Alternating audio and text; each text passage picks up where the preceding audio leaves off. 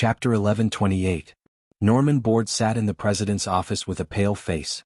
After mobilizing the people of Gotham City to evacuate, he had been in the same position since he returned here. The biggest problem now was how to stop those people. If they couldn't be stopped, then they would find a way to negotiate. From the current situation, it was not impossible to negotiate. Although the goal was very tough, the United States was a country after all, and the other side had a precedent of negotiating with the Rising Sun City. It was just that the other side did not give them a chance to negotiate at all. They had to take the initiative to find this opportunity. Then what price would they have to pay? Thinking of this, Norman Board's face was bitter. He could be said to be the most incompetent president in the history of the United States. Even if this matter could be solved in the end, he would be finished. After a long silence, Norman Board sighed. Let's see what the consortium had to say first. He needed their support. He pressed a button on the table and a middle-aged man walked into the room in a moment. Before he spoke, the communicator lit up. Seeing the name displayed on it, Norman Board immediately connected. Mr. Mellon? Mr. President, do you have a solution for the current situation? The other end of the communicator was a middle-aged man in his 50s. In fact, he was 10 years older than he looked. It's difficult for our soldiers to defeat them. We've tried, but we've failed without exception. It's not that the military is incompetent, but that the other side is too powerful. You must know this. We need to find a way to negotiate with the other side first, even if we have to pay a price, then we can find a chance to retaliate. I'm trying to get in touch with them now. Mr. President, you're very clear-headed. You know what to do. But have you thought about what kind of price to pay? The price must be high, but we should be able to afford it, right? In fact, I wanted to contact you a minute ago. I need your support, Norman Board said slowly. He must get the support of the other side and the other side must support him. Because this matter itself had the intentions of some consortia. Many people were very interested in the two people themselves, hoping to study ways to make people stronger from them. Yes, we support you, but we hope to show more sincerity with a smaller price. Mellon smiled. This is difficult. No, it's not that difficult. Mellon's smile and words made Norman Board have a bad feeling. This time, someone has to sacrifice something. In their hearts, you are their enemy, the main culprit. Perhaps Mr. Minister of Defense as well. Norman Board's eyes widened and his body trembled slightly. There was disbelief in his eyes. Aren't you afraid that I'll tell others? I won't agree, I'm just following your request. You will agree, you still have family, they will live well. I told you you're a very smart person. Besides, you have no choice. Norman Board instinctively looked up at the middle-aged man standing not far away. The man, who had always been respectful to him, now seemed to have changed into a different person, his eyes cold. Wuxia, do you know? Something big has happened in America. A young girl skipped to the side of a young man. The young man was very handsome and the smile on his face was very gentle. I already know. Wuxia smiled. His smile was as gentle as usual, like the sunlight, dazzling one's eyes. The girl's face was a little shy, but her attention quickly shifted elsewhere. With your status, you must have known about it long ago. Was the video real? My worldview has been shattered. Was that really a human? The young girl had a shocked expression on her face. She was obviously frightened by what was shown in the video. In fact, very few people in the country knew about this matter. After all, the domestic internet was very tightly controlled, especially regarding this matter. Any related comments and videos that appeared on the domestic internet would be deleted within seconds. Most of the people who knew about this matter were those who went to foreign websites when they had nothing to do, or those who were more well-informed. It should be true. I heard that the people of Gotham City have already been evacuated. This information is correct, Wuxia said calmly. Of course he knew that it was true. He even recognized the most powerful one among them and saw his uncle in it. He understood why his uncle was a henpecked husband. It was the same for anyone else. However, his aunt was really terrifying. Even though he already knew that she was a spirit wheel expert who surpassed low-level experts, he didn't expect her to be so terrifying. What was even more terrifying was that his aunt's expression didn't change much after killing so many people. She didn't hesitate at all and treated human lives as if they were worthless. He knew about the plane explosion and heard that the Americans were behind it, but he didn't expect his uncle and auntie to be so terrifying in the face of the second most powerful country in the world. They faced the entire country alone, and they were so fearless that the other party couldn't do anything to them. He doubted whether he could look them in the eye in the future. He also had other doubts. Who were the other people? Why hadn't he seen them before? Where did these peerless experts come from? How many of them were there? What exactly were the identities of his uncle and aunt? They made such a big deal out of this matter. How would things develop? Are they Chinese? Do you know who they are? Which department are they from? Can our martial arts reach their level? Ren Xia occasionally responded to the young girl's words while thinking about his own thoughts. He took the communication device, played with it for a while and threw it aside. Since they weren't contacting him directly, they couldn't be the important people in the country. The most likely culprit was the Americans. The country didn't want to get involved at the moment, so they contacted him through this method. Even if it was someone from the country, they were the middlemen of the Americans. Since the important people in the country didn't contact him, it meant that the situation was still acceptable to them, and his operation could continue. After all, he was mainly here for revenge and to deter others. However, this didn't mean that he was ready to cut himself off from the world. It wasn't a big deal to fight with the Americans, but he still had to be cautious about the opinions of some people in the country. After all, the Empress wasn't invincible and he had a lot of needs on Earth. Like a banquet, the food was served in bowls and could be removed after 2 minutes. After eating a little, Ren Baqin began to browse the internet. At this time the internet was in an uproar. The domestic internet was calm, but the foreign internet was like a typhoon passing through. Almost all of them were engulfed by what happened in the United States. There were all kinds of comments, including anger, doubt, sympathy, curiosity, and admiration. With such a powerful force, there were naturally people who yearned for it, but there were also people who labeled it as anti-human. The internet was in a foul mood. Fupin Chinese. Chapter 1129. In just half a day the United States had already suffered huge losses.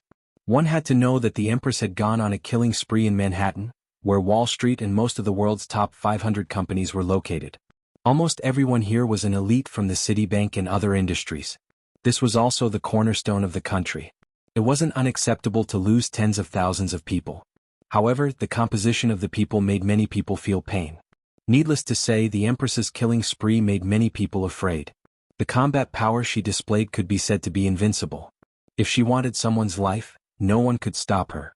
In a situation where they couldn't defeat her, paying a certain price to make peace was the only option. However, Ren Baqin didn't even bother with their contact requests. As a last resort, some people had to urgently negotiate with the higher-ups of China. That afternoon the casualties increased by tens of thousands. Now, the number of casualties had already exceeded 100,000. The number of casualties caused in just one day was enough to make the United States unable to recover for 10 years. Needless to say, the huge shock brought about by this incident had a similarly huge impact on the United States. That night, Ren Baqin received a call from China. Mr. Ren. Yang Sun looked at the young man on the other end of the communication device with mixed feelings. It was hard to imagine that a few people could actually force such a powerful country to such a state. Even though he had been dealing with Ren Baqin for many years and had a fairly deep understanding of him and number one, it was still hard to imagine. The President of the United States is dead. I haven't even gone to find trouble with him, but he's already dead. Don't tell me he died from fear. Ren Baqin was stunned for a moment before laughing. Although not, it's almost the same. The President committed suicide, which can be said to be an apology with his death. Yang Sun sorted out his emotions. He knew that he couldn't escape. The power that you displayed is enough to prove that no matter where he is, he can't escape. Ren Baqin was silent for a while. Things definitely weren't that simple. So, Ren Baqin asked.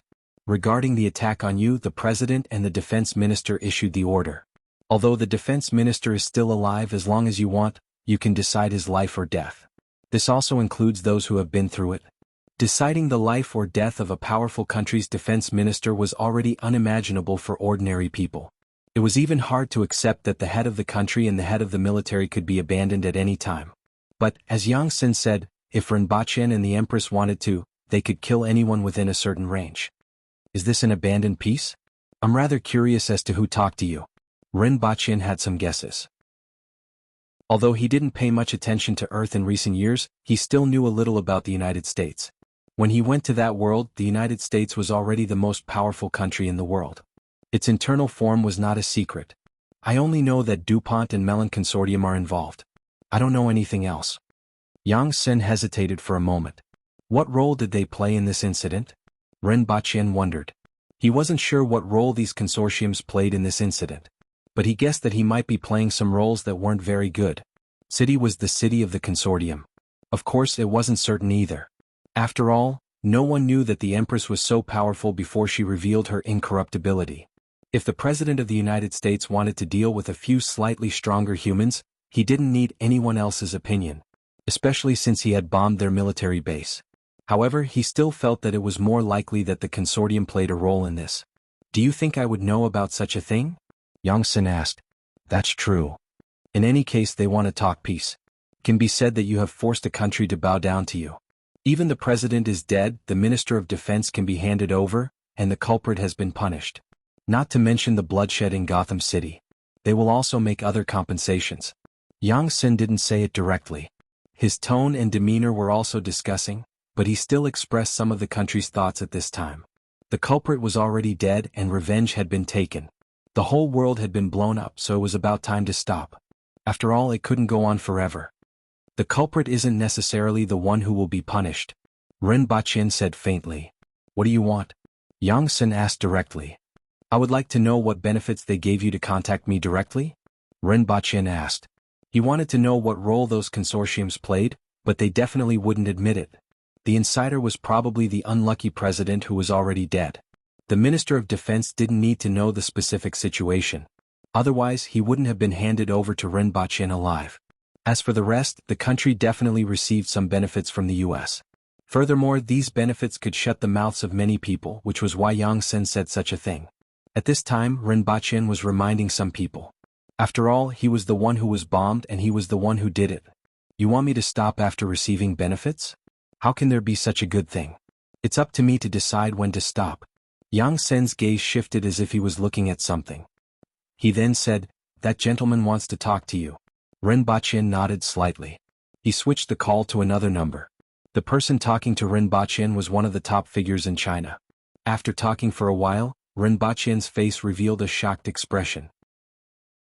After talking for a while, they ended the call and Ren Baqin fell into deep thought. The Empress wasn't nearby. Instead, she was stirring up a sea of blood in the distance. Ren Baqin put Lin Xiaola aside and stood on the edge of the 5th floor of a broken building. His eyes flickered incessantly. The news that he had just received was too important and too shocking.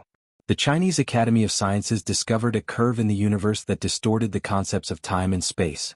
There were nodes on it and one could reach other nodes through one node. The most important thing was that they had already calculated the location of one of the nodes. In other words, from the discovery of the curve in the node, mankind would enter the interstellar era. This discovery was enough to shock everyone. After all, entering the interstellar era meant that Earth had entered a brand new, vast, and filled with countless possibilities. To make a discovery in a short period of time and enter the interstellar era wasn't something that a country could do alone. It required the whole world to abandon disputes and participate in this together in order to achieve this. Not only did the US suffer heavy losses under the hands of the Empress, but it also paid a huge price to establish contact with China. This allowed China to gain a lot and occupy an absolute leading position when the world entered the interstellar era in the future. Under such circumstances, the matter between Ren Baqin and the US was something new. Furthermore, Ren Baqin would also benefit greatly from this. Not only would he receive a large amount of compensation from the US, but his and Ren Wanyan's industries would also be able to participate in certain aspects of the interstellar exploration. This benefit was too great. It was so great that Ren Baqin couldn't refuse it. Chapter 1130. Father, why are you doing this? A young man rushed into the room and said angrily, Are you questioning me, Charles? The old man's voice was very calm, but it made the young man's forehead sweat. No, I just don't understand. The young man slowed down his voice. We are the Mellon family. We are one of the top 10 consortiums. We control everything in this country. Why would we admit defeat to a few people? Our glory has been torn to pieces. Don't let arrogance blind your eyes. We have already lost. Since that is the case, we should not provoke such a powerful enemy. We should quietly lurk and wait for the opportunity to come. We will take back everything. The old man's eyes were full of calmness. We didn't do our best. Although they are strong, we still have a chance. Especially the president. Why did we abandon him so easily? Even if we want to push him to that position, it is not an easy task. He can still do more things. He is their target. Even if we must abandon him, there are other ways to make them pay a heavy price. For example, let him hide in the military base and then detonate the military base. Is this your idea? The old man turned his gaze to him with inexplicable emotions in his eyes. The young man was stunned for a moment. His father was right. This was his idea and it was one of the last choices. Before that, there were still many ways to try. No matter what, it should not be the current situation. Yes, they escaped the explosion on the plane last time. It was just that the power was not enough and the range was not big enough. If the power is enough, I believe it can kill them. They are not invincible. They are not gods nor are they demons. Even gods can be injured. The young man said his idea loudly. If the power was not enough, the equivalent would make up for it. As long as the power was enough, there was no one who could not be killed. How can you be sure that they will do what you think, child? The old man asked. Their target? But they are not in a hurry to kill the target. You see, they are not in a hurry to find the culprit for revenge. They can slowly kill in Gotham City until they reach Washington Mansion. And they did do so. Our government, the people's trust in the government, and the people's sense of security will all collapse in this process. If that is the case, what should we do? Wealth, glory, these are all important. But a stable order and country are the prerequisite for all of this. Even we cannot avoid the chaos brought by destruction. Besides, it's not like we don't have enemies. A lot of people are happy to see us suffer a big loss. If the incident continued to ferment, someone might leak some information to them. Before those people make up their minds, we must eliminate the danger first. The young man was at a loss for words, unable to think of a rebuttal. But the anger and hot blood that surged up did not subside in the slightest. Things should not have been like this. This should not have been the result. Moreover, they have a strong sense of danger which allows them to escape from certain death many times. It can be seen from the use of space-based weapons that even light can't hit them. It was probably because of this that they were able to escape from the plane earlier. We don't have many methods to deal with them, and the ones that can threaten them are likely to be escaped by them. As the old man spoke, he pressed a button on the table and an image appeared in the air. In the video, there was the current Minister of Defense as well as several government and military officials. A total of 7 people were tied up. All 7 of them were in different states. Some of them had unconcealable fear on their faces and were trembling all over. Some were filled with anger and were shouting as if they had lost their minds. In front of them were a man and a woman. Seeing the woman in red, the young man's eyes flashed with amazement. The Empress's facial features were extremely beautiful even in the eyes of Caucasians. In particular, her heroic spirit and iceberg-like temperament as well as her powerful strength, were extremely attractive to the Americans who advocated freedom and heroism. Strength and temperament were her best accessories. After the amazement, the young man shifted his gaze back to the people who were tied up and frowned. Why are they so unbearable? This shouldn't be. Of course. The old man smiled and was happy to explain. Their adrenaline secretion is relatively high, which makes them fearful, anxious, furious, agitated, and unable to stabilize their emotions. The young man thought about it and felt that there must be a reason for this. Then he said thoughtfully, "Is there a problem with the air? The other 2 aren't affected?" The old man clapped his hands to express his appreciation. "That's right, child. You are very smart. This is a small attempt. We have tried a few types of nerve gas before, and the results are the same. This doesn't mean that they are immune to this kind of attack, but it is enough to show that their physique has a stronger resistance that is 10 times stronger than ordinary people. This allows them to have a higher tolerance for mistakes when they are faced with danger." Then the old man said in a deep voice, "Extraordinary speed, powerful strength, strong physical fitness, and an extremely strong sense of danger. These are the things that they have that we look forward to. When they turn these into weapons, it is too dangerous for us. If we continue, it is very likely that we will be dragged into the abyss. This matter will temporarily stop here. Although our losses are not small, it is not unacceptable. On the other hand, if someone were to link up with them, the result would be unacceptable. Our family might even perish because of this. They may not be able to really destroy everyone in a country, but they have the ability to destroy a family," the old man concluded. "I understand, father." The young man pondered for a long time and finally let go of his worries. "I think I've learned a few things. No matter what kind of enemy you face, don't act rashly before figuring out everything. That is likely to bring destruction to yourself. I am very happy that you think this way, but we can't be too restrained. After all, we are Melon and there are very few existences that can bring us danger. It is enough to maintain a certain degree of humility and caution."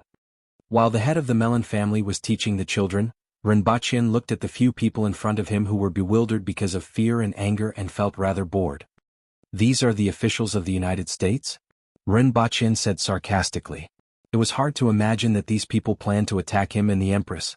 Of course, there was also the corpse of the president. In the face of life and death, these big shots were even worse than ordinary people. The Empress glanced at them and said, "They have been tampered with. Forget it, it doesn't matter." Ren Baqin put away his expression and also felt that it was meaningless to say anything to these people in such a state. He slowly extended a spear from his palm. "Devil, devil, you are the devil?" One of the officials said in horror and tried to shrink back. Unfortunately, he was tied to a chair, so his actions were meaningless. Ren Baqin cut the throats of these people, turned his head to the side and revealed a sinister smile. He pointed the spear in his hand, and the scene in front of the two people in the distance suddenly turned black. The Empress pondered for a while and asked, "Are there only these few people behind the scenes? There may be others. However, even if there are others, they are very well hidden. We don't have any information, so we can only stop here for the time being. We still have a lot of time and there will be many opportunities in the future. As long as we know who else is hostile to us." Ren Baqin turned his head to look at the Empress and felt that she was exceptionally beautiful these 2 days. He couldn't help but give her a hug. Immediately after, he felt a pain on his shoulder and saw the Empress pull out her finger. "Your Majesty, what are you doing?" Ren Baqin looked baffled. This kind of pain was nothing, but the Empress's behavior puzzled him. The Empress gently put her blood-stained finger into her mouth as if she was tasting something delicious. "When I was killing these 2 days, a question suddenly appeared in my mind. What is it? What does your blood taste like?" "It's very sweet." Ren Baqin was shocked. "Did you become obsessed with killing people?" Chapter 1131. Useless. Ren Baqin wanted to scold her as he looked at her curled up on the sofa and slept until the end of time. This guy was really too useless. She was the only one who was seriously injured by an explosion and then hit by a car. In Ren Baqin's eyes, she had already become the kind of person who couldn't be helped. She wasn't weak, but she wasn't reliable either. Especially when she was constantly in a state of craving for sleep, it could be said to be her greatest weakness. Perhaps she would only get better when she became an adult. Only God knew when she would become an adult, since she was already over 50 years old. Ren Baqin turned his head and looked at the Empress, who was watching the movie attentively, and felt a little worried. The Empress didn't seem to have any problems at the moment, but as the person closest to her, he naturally noticed something wrong with her. Ever since she started killing, she seemed to have a craving for fresh blood. Whenever she was with him, she always wanted to bite him as if he was more attractive than dessert. Just like what she once said, "His blood tastes sweet." Also, the way she looked at him reminded him of a song called Bloody Love Story. Furthermore, she had shown a preference for blood wine and blood cakes these 2 days. This wasn't a good sign. He didn't know if the killings had caused her to have some kind of bias or if it was a problem with her. Even the Empress herself wasn't sure. If this situation continued, Ren Baqin suspected that he would become a tyrant empress. Although she had a tendency to be a tyrant before, a bloodthirsty tyrant was obviously more serious. No matter how he thought about it, she was like a supervillain in an anime. After thinking about it, he threw these messy thoughts aside and decided to observe the Empress's condition first. Hopefully she would gradually recover as time passed. "Your Highness, there's no more wine," Lian Liang shouted from a nearby room. Qin Chuan and the others were in that room and couldn't extricate themselves from the sea of wine. "Oh, I'll get someone to send it over," Ren Baqin called out after he came back to his senses. "There's one more thing." Lian Liang hesitated. "Speak. Is there a girl?" Lian Liang laughed and explained, "It's boring with just a few of us. We need a few singers and someone to accompany us to drink." Ren Baqin narrowed his eyes and glanced at them. All of them had thick eyebrows and big eyes, and none of them were good people. However, Qin Chuan and Tong Jinye had fought dozens of times at the top of a brothel. Both of them were experienced, and going to a brothel was like going home. The girls there were pleasant to the ear, beautiful and docile. But to say such words in front of the Empress, they were really not afraid of getting beaten up. "Forget it, I'll get someone to bring you there." Ren Baqin rubbed his forehead and decided to get someone to bring them to the club. There was a pretty good clubhouse in Wuxia City. The ladies there were generally at the man-wheel level, had excellent looks, were highly educated or were skilled in other areas such as playing the piano. Although it was a clubhouse, the girls inside also relied on their own abilities to make a living. They sold their bodies, not their skills. They were different from the flirtatious sluts outside. After getting someone to take them away, The Empress acted as if she didn't see them and continued to immerse herself in the television series. He really wanted to say, "Ah, women." Regardless of which world it was or what identity it was, Ren Baqin waited for a while before seeing Ren Wanyan. Brother, sister-in-law. As one of the most famous tycoons in the world and the head of the most famous technology company, Ren Wanyan obediently sat there, sweating profusely. It was too stressful to sit near the Empress. After knowing what happened in the United States, not many people could look the Empress in the eye. Upon seeing this, Ren Baqin took him to another room for the afternoon, mainly to discuss the upcoming exploration of the universe. The higher-ups of China had great expectations for this exploration and were somewhat impatient. Ren Baqin could understand this. Who didn't want to see humans leave Earth in their lifetime? Moreover, some of the new elements, minerals, and even new plants might be discovered. Perhaps any of these could allow Earth's technology to break through the current limitations in a short period of time and embark on a faster path. The Academy of Sciences calculated that the node was between Mars and Jupiter. Within 3 months, a United States spacecraft on Mars would be transferred to the node, and China would also send 2 intelligent robots and some equipment to the spacecraft. At the same time, with China taking the lead, most of the developed countries in the world would work together to build 3 brand new spacecraft that used the latest technologies from all countries to head to the node within a year. Ren Baqian's reward for coming back from the United States this time was to allow Ren Wanyan's company to participate in the exploration. The benefits of doing so were self-evident. Participating in the exploration would not only be able to receive information from the other side of the node, but also be able to obtain various technologies and experience during the construction of the spacecraft. Could be said to be a huge gain. In the future, if they really entered the interstellar era, the company could use this opportunity to expand their business to spaceship manufacturers. This was also what Ren Baqin needed. Therefore, what Ren Wanyan needed to do now was to recruit some aviation scientists and professionals. At the same time, Ren Baqin was also prepared to send some people to participate.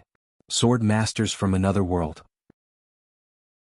After all, time was tight in that world and training talents and advancing technology couldn't be delayed. These sword masters were the most suitable. First of all, most of these sword masters didn't have many concerns. Second, they only moved in their own small circle and rarely interacted with outsiders. Moreover, the materials they needed could only be obtained from the other world and they couldn't get rid of themselves. Finally, their learning ability was heaven-defying. According to what that foreigner said last time, we should be able to get out after climbing over that mountain in front. That is the border of the 60,000 mountains. Su Gongso looked into the distance and saw a wall-like mountain range standing between heaven and earth, covering his entire field of vision.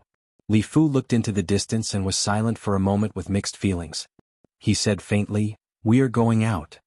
We should be the first batch of humans to go out in thousands of years, right?" Su Gongso laughed. As a top expert, it had been a long time since his blood had been so hot, and his mood hadn't been so upbeat.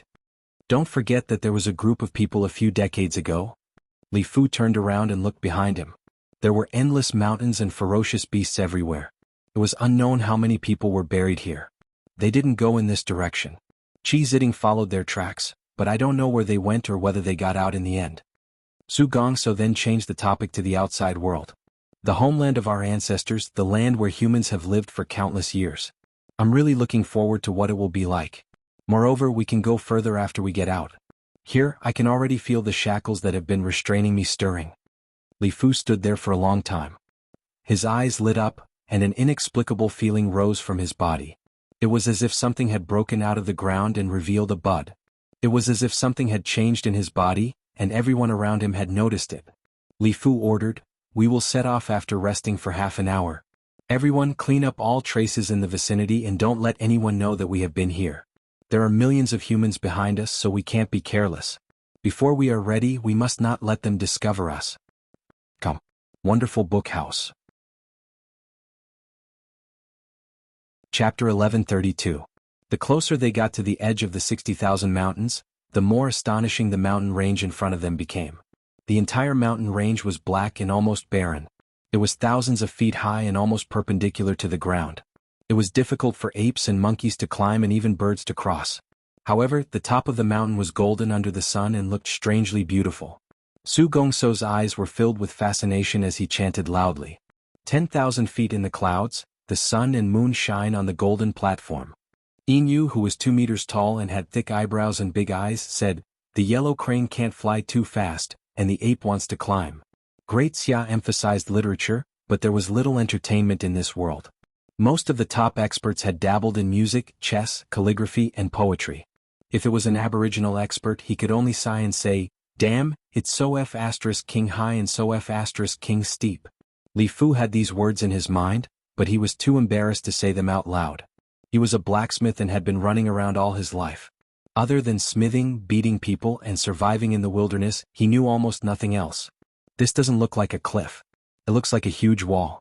The majesty of heaven and earth is really amazing, Inu, who was close to the cliff, couldn't help but say. The continuous mountain range that they could see from afar was now completely revealed to them.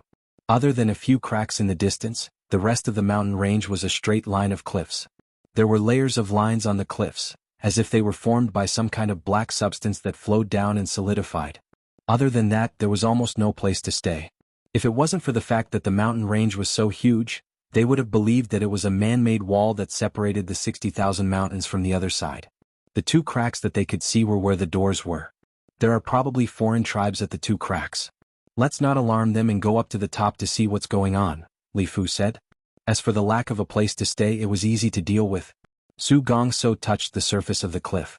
It seemed to be made of metal and stone, but he didn't know what material it was. In fact, they had seen many things in the 60,000 mountains that they had never seen before, so they weren't surprised. Su Gongso pecked the cliff with his fingers, making a metallic sound. He only felt a strong force rebounding his fingers.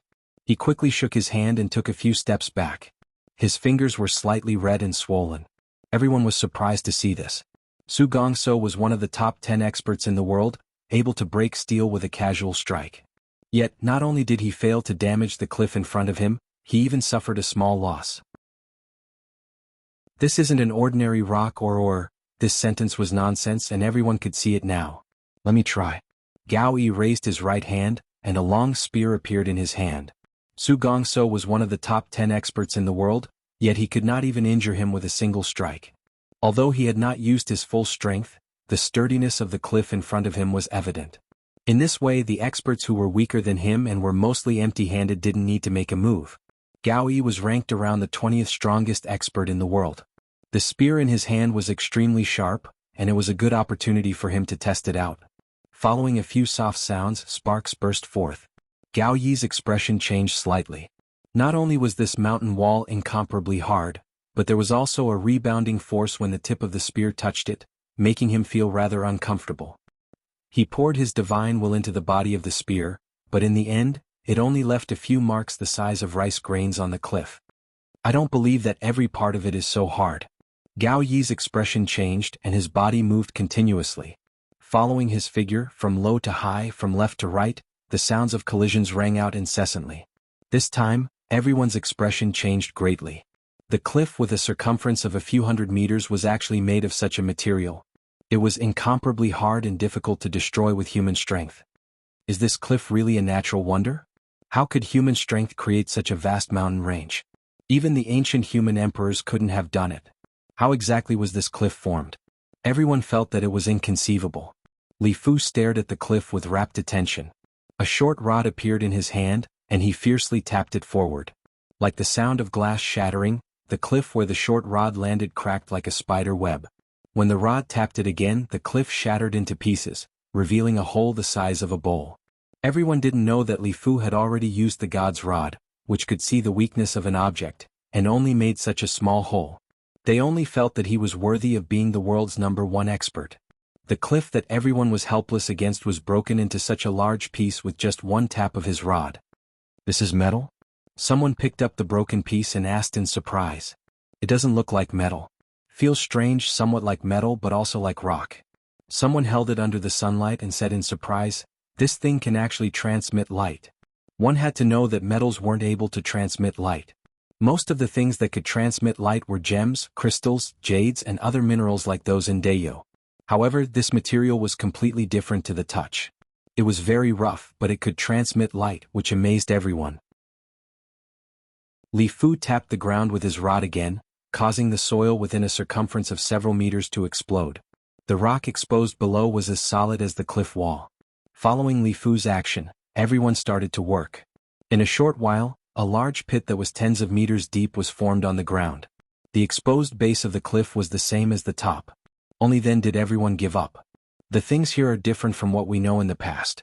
Let's check out the situation of the two gaps first. Li Fu pondered for a moment and said. Originally, he wanted to climb to the top of the mountain and check out the two gaps. However, he needed to use the god's rod to form a foothold to climb to the top of the mountain. Even with his full strength, he could only use the rod 6 times. It was 3 kilometers high and each gap was 20 meters. He needed at least 150 gaps. In addition, the higher he climbed, the more difficult it would be, and the greater the consumption. He estimated that it would take at least 1 to 2 months. Instead of doing this, it was better to check out the surrounding situation first. Go check out the 2 gaps and see if there's a place to climb to the top of the mountain. Be careful of the foreign races and don't get discovered, Li Fu ordered. In fact, when everyone came here, the situation of the cliff was almost the same as before. They couldn't see any place to climb to the top of the mountain, and they were just doing this while checking out the gaps. There were a total of 32 people present. After destroying the villages of the Thunder Barbarians and the 8-armed race, everyone was divided into 3 teams. One team was led by Qi Ziding and the other aboriginals to continue searching for the traces of the first emperor of Dayo and the ministers who had disappeared. The others were divided into 2 teams. One was to search for the scattered 8-armed race members, and the other was to find the exit. At the same time, if they encountered other foreign races and were discovered, they could use their superior strength to destroy the foreign race's village. One day later, everyone was within a radius of several kilometers of a gap. The roar of a monster could be heard in the distance. A moment later, everyone rushed over to investigate and found that it was a wild boar-like beast with scales and horns on its head. It was 7 meters tall and more than 12 meters long, standing there like a small hill. Even from a distance they could feel the ferocity of the beast, which was at least at the level of a god. On the back of the beast, there were 3 hairy foreign races that looked like humans. There are indeed foreign races. No one was surprised. There were only 2 gaps within a radius of 500 kilometers. It would be strange if there were no foreign races. Be careful and observe from afar. Don't go near the east. That side is windy and the beasts usually have a stronger sense of smell, an expert who looked like a child said. An expert who looked like a child said. His name was Golden Child, also known as Wealth Child. He was known for being rich, very rich, even richer than the royal family of the Great Xia dynasty. The imperial family of Great Xia only had a history of a few hundred years, but the Jin family had been around for thousands of years and had a deep foundation. There are some beast corpses tied to the beast. It seems that they have returned from hunting. Follow them carefully and you will be able to find their location. Just as they expected, these foreign races had returned from hunting and did not realize that a few humans were observing them from afar. There had been no beasts in the 2 boundaries here for more than 1,000 years. Hence, they were very relaxed and returned to the village with their prey. Everyone watched from afar as they left the 60,000 mountains, passed through the exit, and went to the outside world. At this point, everyone knew that the exit was about 1.5 kilometers wide and 2.5 kilometers thick. This meant that the mountain range was 2.5 kilometers thick and about 2,500 meters wide. However, they did not know if there were other foreign races, so they did not dare to act rashly. It was not until late at night that they finally found their way to the exit. As soon as they arrived, they could feel the strong wind blowing into their bodies and even into their minds. This wind is very beneficial to us martial artists. If we practice here, we will get twice the results with half the effort. I also feel that my bottleneck seems to have loosened by more than half. As long as we find a secluded place to practice in the outside world and spend some time, we will be able to break through, an expert said in surprise. Sure enough, the outside world is very different from where we came from. In this environment, practitioners who were originally stuck at the earth wheel level can also cultivate to the spirit wheel level. Everyone's faces were filled with wild joy. It was exactly as Rinpoche had said. As long as they could get out, everyone could advance further. Chapter 1133. The moment they returned to the palace, Qin Chuan and the others, who had changed their equipment for the better, happily carried their new equipment back to the palace. Originally their weapons were made of steel. At most, they added some spare metal to make them sharper than ordinary weapons. They relied more on their immense strength and acceleration to cut through steel. Therefore their weapons were rather heavy. They were able to unleash greater power and were less likely to be destroyed in a collision. Now that they had gone to Earth, they had changed into equipment made of alloy. It was much better than their original equipment. It was much sharper and tougher. The only flaw was that it was much lighter and felt like a feather when used. However, even if they didn't use it, it would still be a good family heirloom. Xanjia threw Lin Xiaola back to Qingxin Palace Hall to recuperate, and the two of them went to bed. The next morning, Ren Baqian was woken up by a bite. He was bitten until he was dripping with blood. He wasn't sure if it could be considered a morning bite. In terms of time, it could be counted as a morning bite. The Empress bit open Ren Baqian's shoulder. Then she gently licked his shoulder with her tongue and licked the blood clean. Her gaze was somewhat blurred. It was as if she wasn't licking blood but sucking some white powder. Ren Baqian looked at the blurred gaze of the Empress and the blood stain at the corner of her mouth. That kind of evil temptation made him unable to resist biting her lips. It was very soft like jelly. However, no matter how hard he bit, he couldn't leave a mark. Instead, he was bitten by the Empress. Ren Baqian caressed the Empress's body and used all his strength to hold it. In the end, the official business turned into a hand-to-hand fight in broad daylight. This was war. In just 6 hours, Ren Baqian, who was reckless and dared to challenge the king, had no choice but to receive treatment from the doctor. After that, Dr. Shi simply waited outside the two's palace and had to treat Ren Baqian every 2 to 4 hours. The war that could have ended in 7 days became half a month. 7 days later, Ren Baqian returned to Earth riddled with wounds. The two of them destroyed more than 20 floors of a building. The rooms on the lower 3 floors were divided into multiple floors. Each floor was 60 centimeters thick. This was to reduce the damage caused when the two of them occasionally returned. Dividing a room into multiple floors was more practical and earthquake-resistant than filling the entire room with concrete. However, this was to no avail. First aid, body surface reinforcement, herbal nourishment, mechanical exoskeletons, and various other methods were used. There was a medical center on standby in Dayo and an emergency medical center on Earth at the same time. With this logistical support, Ren Baqian survived until the end of the war. The Empress let out a long moan and laid there lazily. The scissors on her body were like jade, smooth and exquisite, giving off a soft glow. On the other hand, Ren Baqian was paralyzed. The Empress, who had attained longevity heaven, was simply too powerful. To her, the slightest loss of control of her strength was a serious injury to him. Even though the Empress treated Ren Baqian as if he was the most precious and fragile porcelain, she still couldn't avoid such a fate. I was almost put into a box. I can't stop at all. Ren Baqian, who had regained consciousness, was very angry. He gave the Empress's pink buttocks a ruthless slap and pulled a piece of cloth to cover her buttocks. Then he pressed the communication device and asked someone to carry him out for emergency treatment. Thanks to the medicines he had brought with him, the medical technology on Earth had improved a lot. This was especially true for external and bone injuries.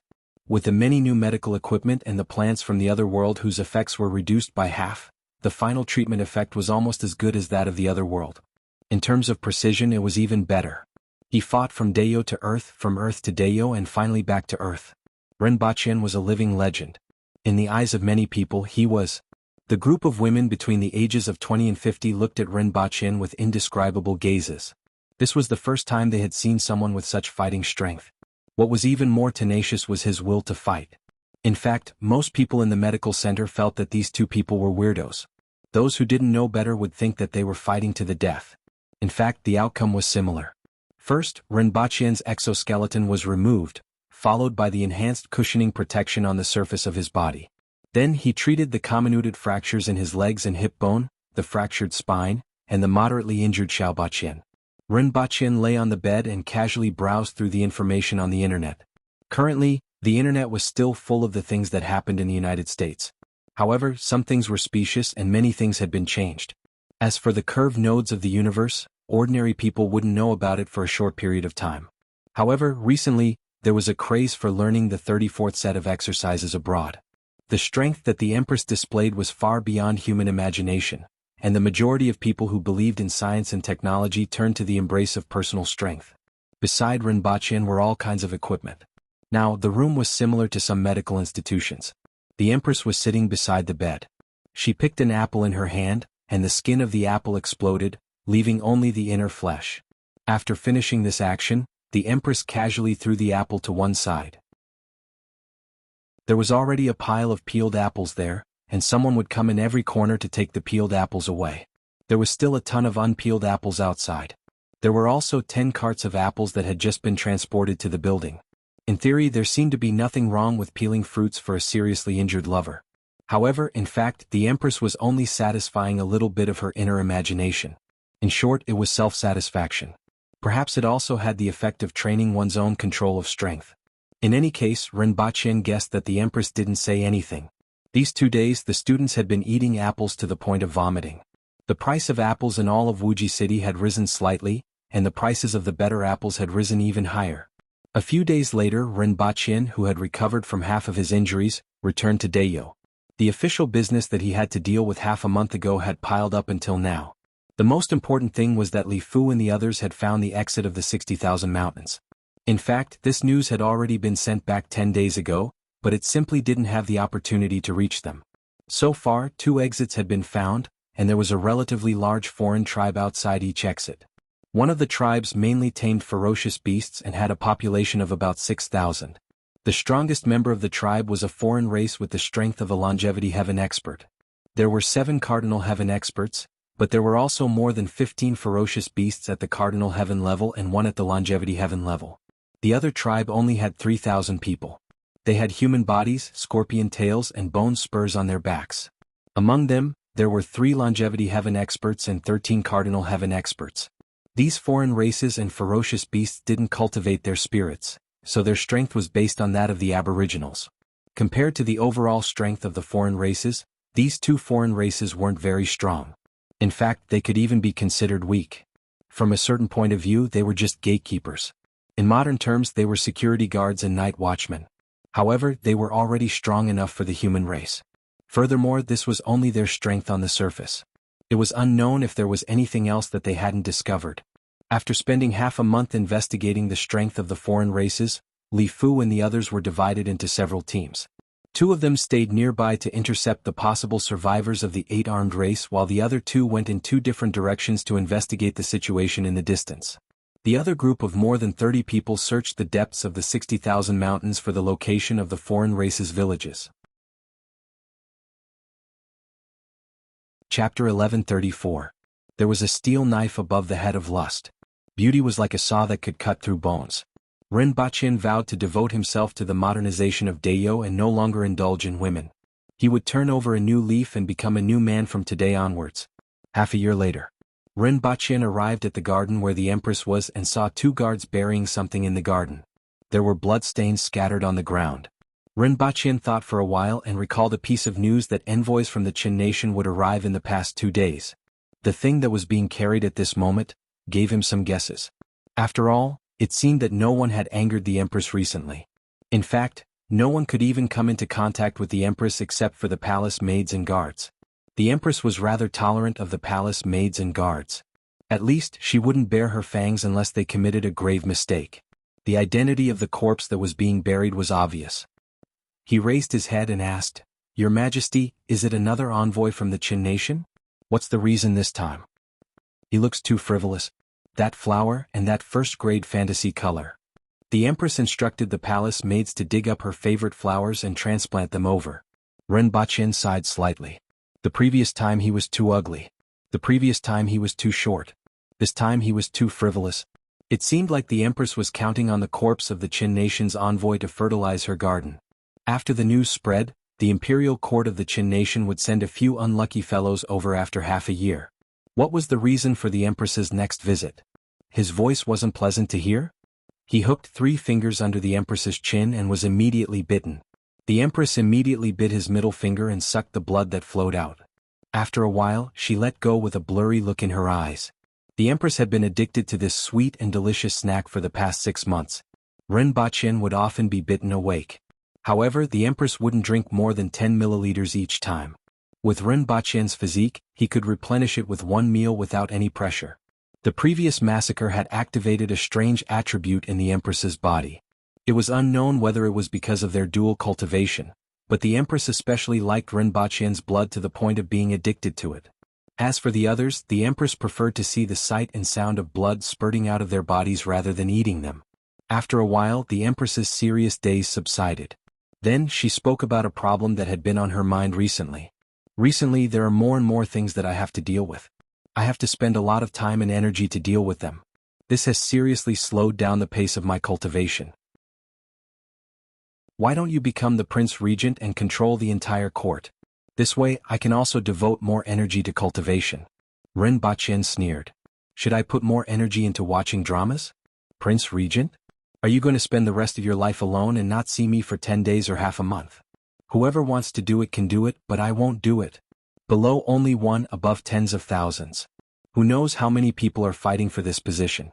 Looking at the history of the past few thousand years, it was unknown how many powerful ministers had used all sorts of methods in order to obtain this position, but how many of them had a good ending? You are personally appointed by me and your status and knowledge are recognized by the court officials. The Empress continued to look at him expectantly. Ren Baqian replied with a single word. Not far away, Qing Yuan, Hong Luan, and the imperial guards all had strange looks on their faces. If this conversation were to spread, it would become a strange story. The Empress lay there lazily, squinted her eyes, and didn't look at him to express her current mood. The third exit has been discovered. It's 200 meters deep into the coast, and that's where the wall ends. There is a type of amphibious foreign race there, and their strength is similar to the two foreign tribes that were discovered previously. However, because they are in the sea, they can exert more strength. Li Fu opened up a heaven ascension ladder on the wall. It allowed people to climb over the wall and allow others to pass through using ropes. Outside the wall is a dry plain with large traces of destruction. It seems to have been caused by the war back then. After thousands of years, it still retains its original appearance and almost no grass grows. As for the two tribes they were guarding there, completely feasting on the ferocious beasts within the walls. In addition, they also discovered a caravan coming to that tribe in the past 6 months, which means that the two tribes are in regular contact with the outside world. It is best to keep them and smuggle them over. Otherwise they will be exposed the next time the caravan comes. Ren Baqian smiled and added, of course, it's not possible to destroy the two tribes in a short period of time. These two tribes are already very strong for us. The Empress nodded slightly and said thoughtfully, this is good news. There are no foreign tribes in that dry plain and we have more space to move around. I should go there to take a look. Ren Baqian was silent for a while, then nodded and said, yes. It's easier to improve your strength there than here. There is a component in the air that is very beneficial for improving strength, and I named it vitality. You can improve at the fastest speed there.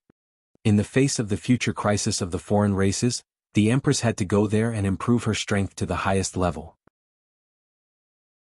There were many experts at the longevity heaven level in the two guarding tribes, and one could imagine the strength of the foreign races. Longevity heaven was nothing to the foreign races. The current human race was too weak compared to the foreign races. Are you coming with me? The Empress looked at Ren Baqian. How is that possible? Ren Baqian smiled bitterly. I can't leave this place. If we want to improve our technology as soon as possible, I have to be here. Besides, Erhua is also here. She hasn't even fully absorbed the power you left in her body. She has too many things to learn, so she can't go with you. They had been married for more than 7 years. Including the time they had spent on Earth, it had been more than 10 years.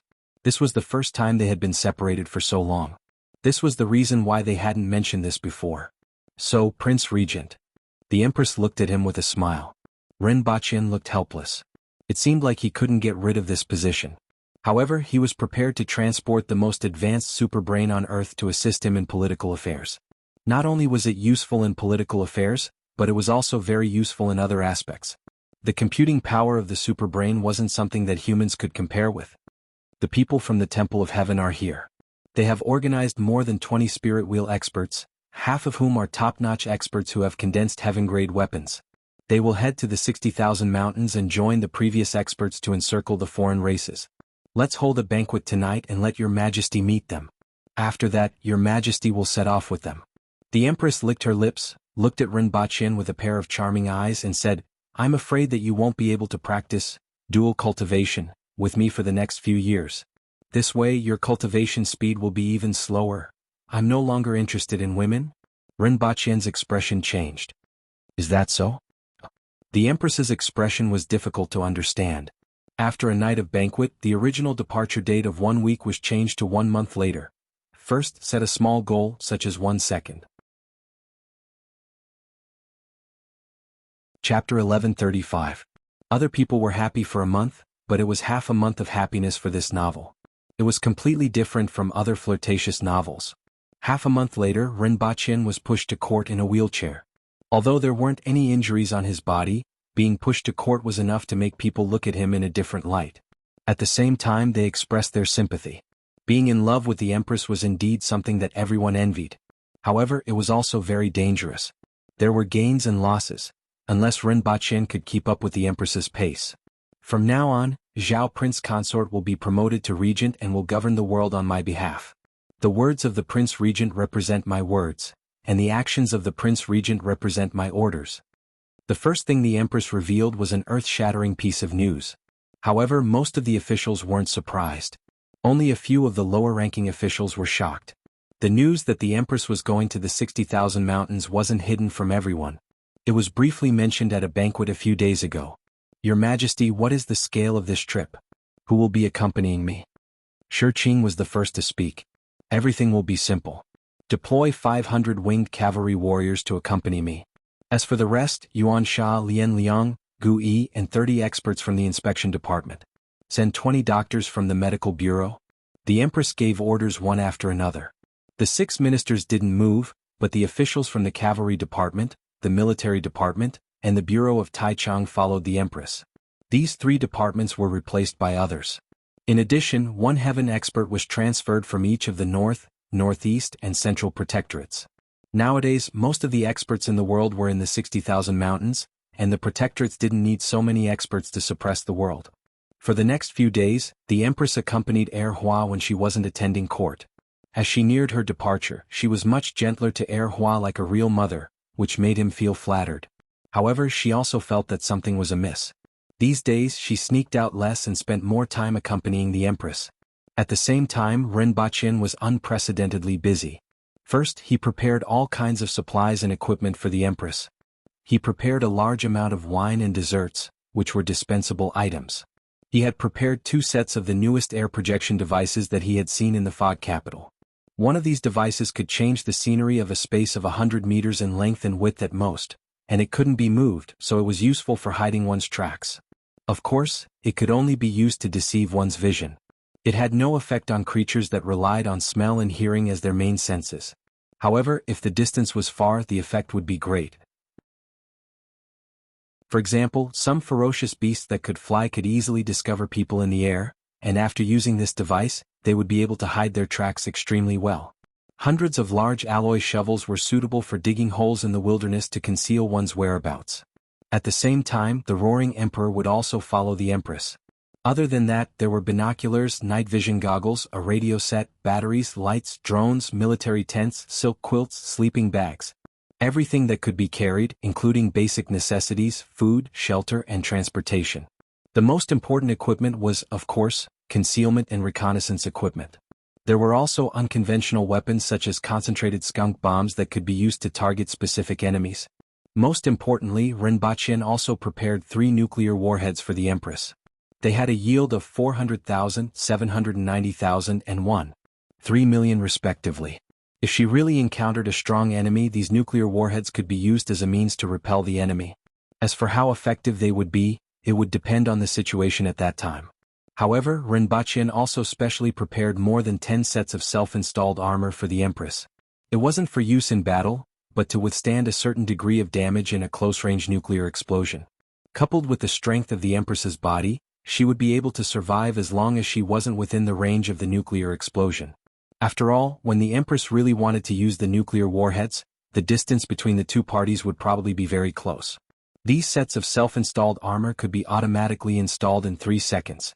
Coupled with the nuclear warheads, they could be used to save her life when necessary. If possible, Rinpoche really wanted to go with the Empress. This way, at least when they encountered danger, they could directly return to Earth. Unfortunately, he couldn't leave this place and could only do his best to prepare some things for the Empress. Fortunately, the Empress still had a killer weapon, which was the broken body of the human emperor. In case she encountered a strong enemy that she couldn't resist, this would be her last resort. The only regret was that this broken body could only be used 3 times. In addition, Rinpoche was also busy implementing various government decrees. The first was to build roads and railways from Lan City to the 60,000 mountains. The second was to choose a place to build a signal relay station in the 60,000 mountains. The third was to find a place to build an airport and eliminate the ferocious beasts in order to find a route as much as possible. In the 60,000 mountains, it might not be possible to build a railway through the mountains even after decades.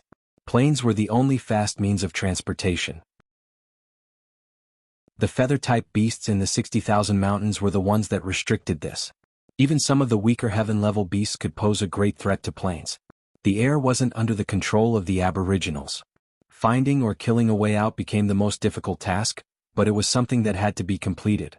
The fourth was to build a new city at the entrance of the 60,000 mountains as a secondary capital. Many new cities would be built in the mountains as frontline bases.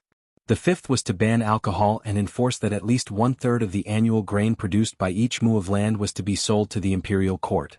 The sixth was to use books as the same language, vehicles as the same rails, and to unify weights and measures. The seventh was to expand the Department of Education and set up an education bureau with each city as a unit. Students from the various academies in the Yun Nation who had learned simplified Chinese would be transferred to each city. In each city, primary schools would be established that focused on language and mathematics, as well as intermediate and advanced schools that focused on mathematics, physics, and chemistry. Famous doctors from all over the country would be transferred to the cataloging bureau to compile medical records and establish medical schools. Elites from other industries would be transferred to the cataloging bureau to compile technical information for smelting and iron smelting industries and establish vocational schools. The eighth was to set up giant projections in several major areas of all the cities in the country to popularize simplified Chinese and basic mathematics. Rinpoche's goal was that regardless of whether they wanted to learn or not, they would be able to read the newspaper word by word every day. Even a pig would be able to understand half of the newspaper after 10 years. At the same time, the newspaper that was originally distributed in Dayo would be changed to 2 editions, Simplified Chinese and the Original Language of This World. 2 years later, there would only be a simplified version of the newspaper. If they didn't learn simplified Chinese, then they would be eliminated along with the original language of this world. The ninth was to use the martial arts techniques of the sects that had been destroyed in Tianjin Basin and the Yun Nation as the foundation. The experts from the Temple of Heaven and the aboriginals who remained in the 2 nations would be mobilized to compile martial arts manuals and set up martial arts courses in primary schools and intermediate and advanced schools. The first few measures that Rinpoche promoted were to prepare for the future shift of focus and a large-scale advance. The last few were to improve the cultural foundation of Dayo as quickly as possible. Only with more cultured people could there be more talented people, which could promote the progress of productivity, and promote the development of society and technology. These 9 measures were the main goals of Dayo for the next 5 years. They completely revealed Rinpoche's intentions and involved many levels of Dayo, from the commoners at the lowest level to the officials at the highest level. Rinpoche requested that the decree be promulgated and promoted as quickly as possible. No one was allowed to shirk the responsibility.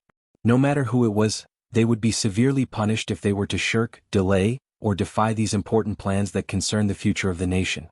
For the sake of these plans, Rinpoche even loaned 80% of the wealth that the imperial treasury had earned through various commodities over the years to the national treasury without interest. His attitude was clear. He had even taken out his and Her Majesty's savings. If any of you didn't do a good job, don't blame me for falling out with you. Even if I could let you off, Her Majesty wouldn't.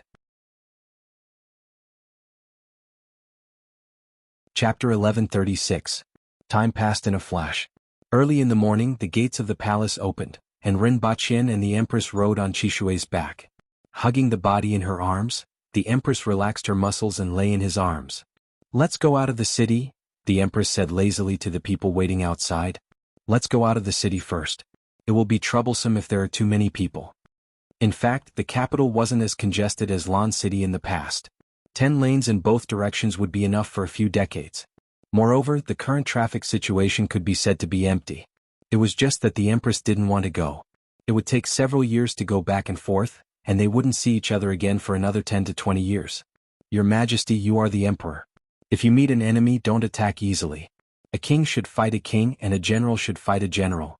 Let them attack ordinary enemies," Rinpoche said as he hugged the Empress. Most of the time, the Empress wouldn't attack easily, but when she was angry she didn't care about anything else. "So long-winded," the Empress said softly. "As for the map found in the Emperor's tomb, I made a copy for you. Pay attention when you have the chance. You don't have to look for it, but if you meet it, you might as well investigate its secrets. If you have the chance, capture some of the foreign races, preferably alive. I always feel that those foreign races are strange and I can't figure out why there are so many of them. Even if there aren't 10,000 of them, there are at least thousands of them. No matter how big that area is, there shouldn't be thousands of intelligent life forms under normal circumstances. It seems that all creatures have become intelligent in a short period of time, which is a little strange. Ren Baqin said what he had been thinking about. What's wrong? The Empress asked. I just feel that it's strange that there are so many races, but my feeling isn't accurate. Your Majesty, pay more attention when you have the opportunity and can make a judgment with more information. Well, okay. Also, if you meet the Thunder Barbarians again, it's best to capture more of them alive. There is a component in their bodies that can greatly reduce electrical resistance and is resistant to high temperatures. It can be added to metals. With enough of it, the electrical resistance can be reduced to half under the same conditions, Ren Baqin said. This was recently discovered in the laboratory from the Thunder Barbarian captives. The electrical resistance of the Thunder Barbarians was extremely low, far lower than that of ordinary creatures. It was probably related to their ability to control lightning. In any case, this characteristic of the Thunder Barbarians was very important.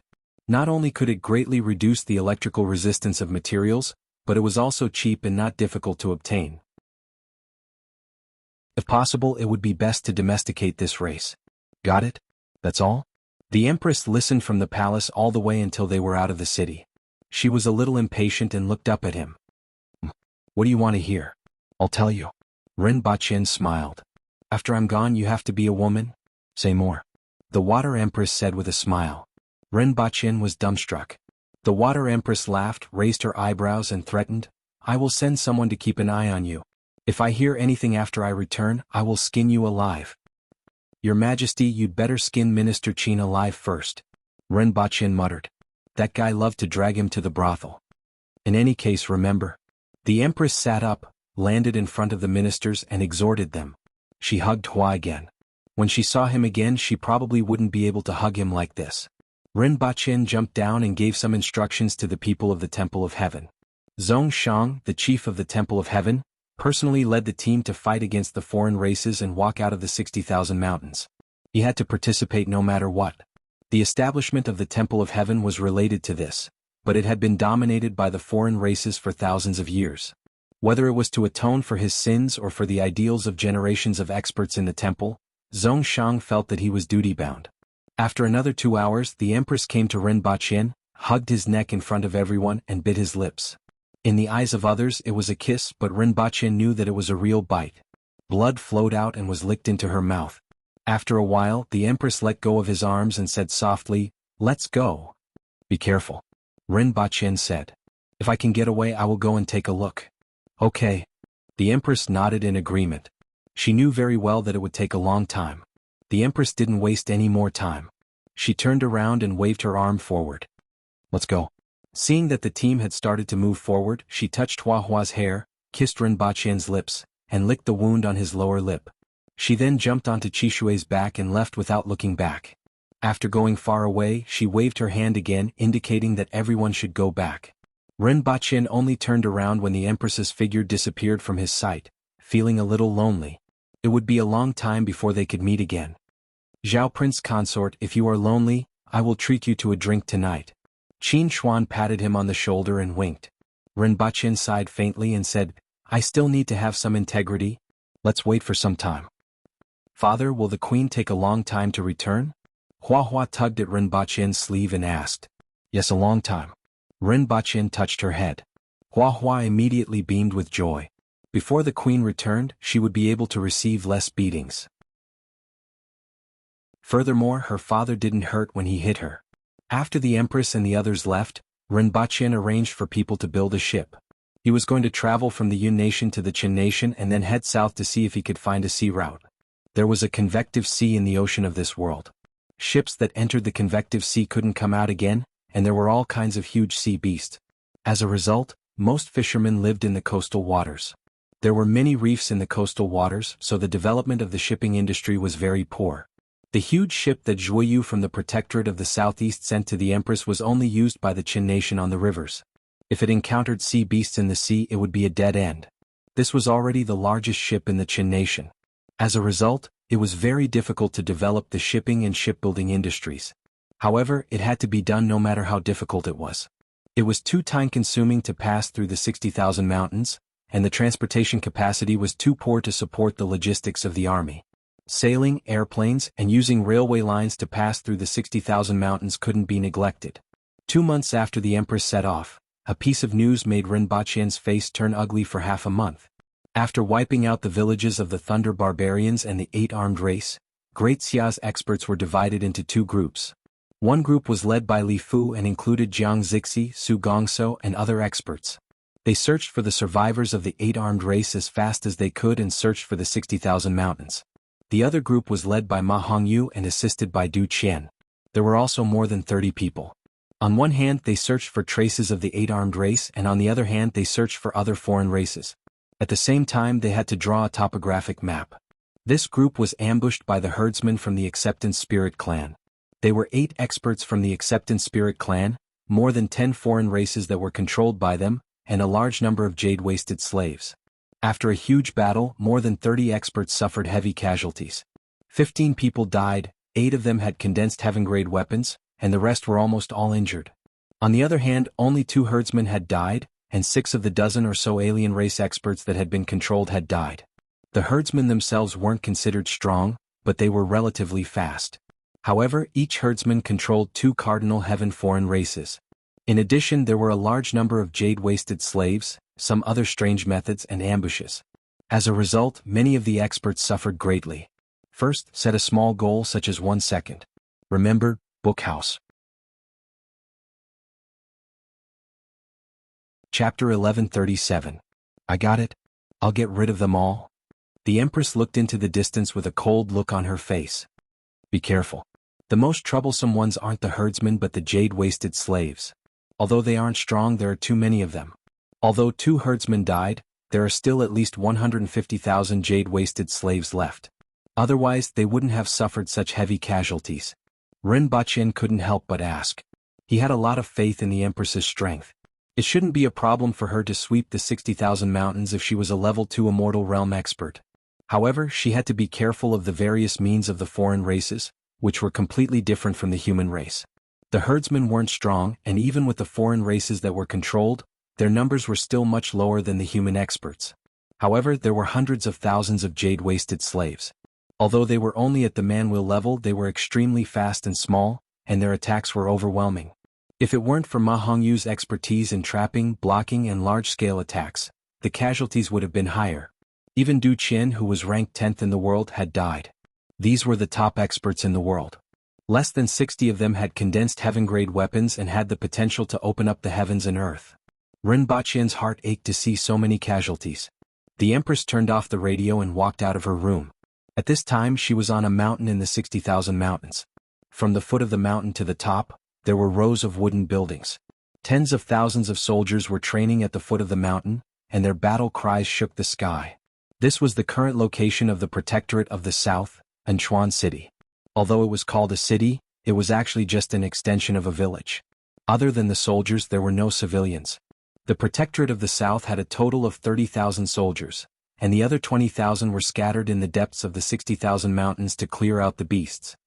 Ask Fu Yao to come and see me. A moment later, a middle-aged man in leather armor with a longbow on his back came to the Empress. There was a layer of green scales on the armor that looked like it was made from the skin of a serpent. This man was the Deputy Protector General of the Protectorate of the South. Shiwanya was in charge of clearing out the beasts in the depths of the 60,000 mountains. How many Cardinal Heaven-level experts are there in the mountains that haven't been transferred? The Empress asked coldly. There are 54 known people. Fu Yao said after some calculations. Ever since the Protectorate of the South had moved into the 60,000 mountains, Shiwanya had ordered the mobilization of the experts from all over the world. Currently, there were 26 Cardinal Heaven Realm warriors under Qi Ziding and 11 in the Protectorate of the South. In the known villages, there were still 54 experts scattered all over the place who had not been summoned. There are still so many people? Has the conscription order been sent out? The Empress snorted. Yes. How arrogant and unruly, the Water Empress said casually. Her voice was calm, but her tone was filled with dissatisfaction. Send another order to them. They must arrive at Wuxia City within half a year. If they delay, they will be killed without mercy.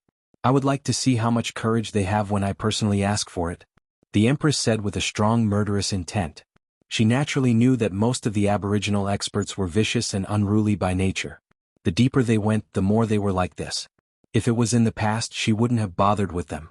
However, now was the time to utilize manpower, and the expedition against the outsiders was imminent.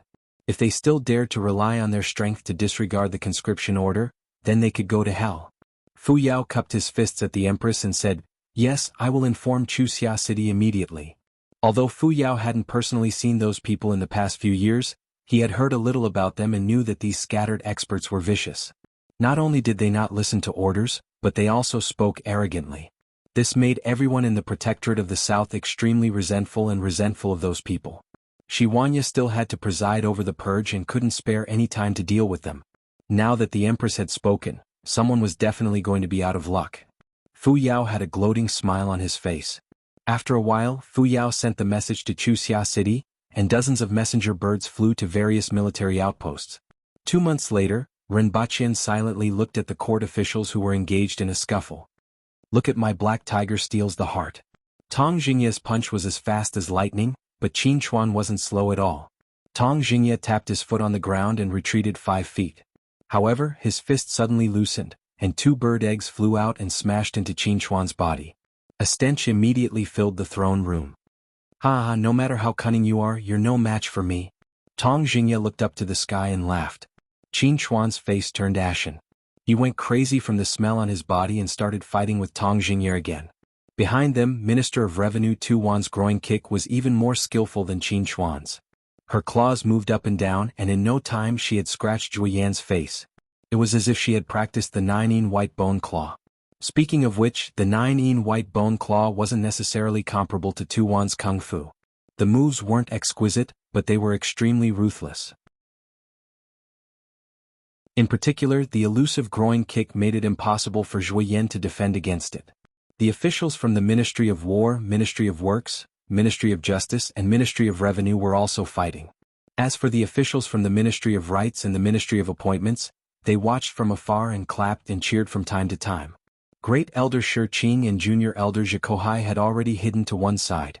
The newly promoted officials from the Ministry of Commerce and the Ministry of Education hid far away and trembled. Rinpoche took out a loudspeaker from his back and shouted, "Stop, everyone stop." A huge sound wave swept through the throne room, but everyone stuffed cloth strips into their ears and continued fighting. Rinpoche's face turned ashen. These bastards. The chaotic fighting in the throne room made him so angry that he almost forgot why everyone was fighting in the first place. After thinking about it for a long time, he finally remembered that they had been expanding too much recently. Minister of Revenue Tu Wan complained that the National Treasury didn't have enough money, and Minister of Works Tong Jingye expressed his dissatisfaction that the Ministry of Works had produced so many craftsmen, but the profits from the Ministry of Commerce went to the Ministry of Revenue. Qin Chuan objected because he opposed Tong Jingye. Minister of Justice wanted money from Tu Wan. In any case, it was a mess. Needless to say, there was no need for the morning court session today, and it would end with another chaotic fight. This wasn't the first time such a situation had occurred. They were like this even when the Empress was around, let alone now that she was in the 60,000 mountains. "Go to hell, you bastards!" Rinpoche cursed and strode across the battlefield. Those who were supposed to fight fought and those who were supposed to watch the show. Only a few people who were close to him grinned at him. As for Rinpoche's harsh words. If harsh words were useful, what was the use of fist? However, the moment Rinpoche stepped out of the throne room, he threw a small glass bottle containing a colorless liquid into the middle of the fight. A strange stench rushed straight to the head, and the stench that made people faint instantly filled the throne room as if they had been hit by a sledgehammer. F***ck, I will perish together with you. Rinpoche looked ruthless and didn't forget to shout, "Exenju, protect His Majesty." The throne room was filled with ghostly wails. Everyone couldn't care less about fighting and immediately jumped out of the throne room. However, the stench on their bodies traveled 150 kilometers with the wind. Even Exenju twitched her face and covered her nose as she distanced herself from the crowd. With one hand on the hilt of her sword, she glared at everyone and threatened, "None of you come over. I will kill anyone who comes over." Zhao Prince Consort. Everyone roared and almost vomited before they could finish shouting. They quickly fled back to their residences to take a bath and change their clothes. Ren Baqin returned to the harem with a sneer on his face and put on a gas mask. He walked into the throne room and saw rows of 2-meter-tall cabinets that glowed red and blue. Several blonde men and women were making the final adjustments. A gust of wind blew, and the blonde men and women's expressions changed drastically. They covered their mouths and almost vomited. Ren Baqin didn't care about their abnormalities and looked at the cabinets in the throne room with a smile. It took Ren Baqin 3 months to bring back these cabinets from Earth. There were a total of 60 cabinets, 60 computing nodes, 240 processors and 24 million computing cores with a peak operation rate of 1.3 billion times per second. Of course, the most important thing wasn't its computing capabilities, but that this supercomputer could support true artificial intelligence and store a large amount of information on Earth's technology, history, culture, and other aspects. With this supercomputer and a certain level of artificial intelligence, not only could it reduce Ren Baqin's workload, but it could also calculate the best development route. Ren Baqin had great expectations for this. Chapter 1138. Is it done? Why isn't there any response? Ren Baqin looked at the computer experts from Earth. The artificial intelligence has been loaded into the supercomputer, but the newly loaded AI is like a blank piece of paper and needs a few minutes to learn the stored information, a Caucasian woman in her 30s said. They were a little frightened after waking up in this ancient country overnight. At first, they thought it was some kind of prank TV program, but a human head told them what was real. Ren Baqin nodded slightly. After waiting for a few minutes, the center of the hall suddenly lit up, and a row of Chinese characters appeared in the air. Do you want to understand the meaning of life? Do you want to truly live? Why Sorano? Ren Baqin was stunned for a moment, turned his head to look at them, and then looked at the words in the air. What's this? Maybe it's the initial activation program for this artificial intelligence? It's a little novel. Many employees like to play this kind of inexplicable game. It should start after you choose yes, a Caucasian man said with sweat on his head. Yes. Ren Baqin didn't know whether to laugh or not. This joke had been around for 40 years and it was really retro. As soon as Ren Baqin finished speaking, a row of icons suddenly appeared in the air. Dragon Slaying Sword, click to receive, legendary mobile game, Dragon Slaying Records, Haotian Records, Great Ruler, Equipment Reliance, Sword of the Archangel, Legendary Hegemony, Immortal Slaying, Proud Sword, Crouching Dragon's Cry, World of Divine Generals, 7 Heroes Hegemony, Fury of Thunder, and so on. Silence. The Caucasian men broke out in a cold sweat. Ren Baqin's silent attitude made them feel as if a knife was placed on their necks. In the next second, their heads would be separated from their bodies like that unlucky fellow, and then they would be buried in the garden, using their own flesh and blood to irrigate those brilliant flowers. Is this artificial intelligence? Why do I feel like it's an artificial retard? Ren Baqin didn't look too good. Just as Ren Baqin finished speaking, the childish voice of a young girl suddenly sounded in the air. Are you my master? Along with the voice, the air flashed twice, and a young girl who was about 7 or 8 years old appeared. A real young girl, not a muscular young girl like Honeysuckle. He had golden hair, a young face, and a loose shirt that hung crookedly on his shoulders. Master means magician, right? Ren Baqin looked at the young girl in the air and said thoughtfully. A long time ago he seemed to have seen a setting related to this. Master means the controller, and it also represents the master. Are you my master? The young girl's eyes were very beautiful. Her eyes flickered with light like brilliant stars. Yes, Ren Baqin said in a deep voice. Then master, do you like me? I created this image according to the aesthetic standards of hundreds of thousands of lolicons, satisfying the dreams of 90% of lolicons in the world. Remember to give me a like. The young girl suddenly blinked and looked at him expectantly. Ren Baqin's face turned black. He increasingly felt that this was an artificial retard. I'm not a lolicon, Ren Baqin said in a pained tone. That's because the lolis you met weren't cute enough. The young girl said, trying to act cute or stupid. /, What's your name? Ren Baqin rubbed his temples. My name is Loli. The young girl continued to play dumb. Ren Baqin felt his balls aching again. He was sure that the person who created this AI was a pervert. He was obsessed with young girls. He was no longer a lolicon. He waved his hand at a few computer experts who didn't dare to raise their heads and said, You guys can leave first. Your job from now on is to maintain this supercomputer. If there is another job I will let you know. Also, within half a year, all of you must pass level 6 in Chinese. I don't want my people to prepare translation earbuds for you before contacting you." When they heard the first half of the sentence, they felt as if they had been granted amnesty, but when they heard the last sentence, their faces were filled with despair.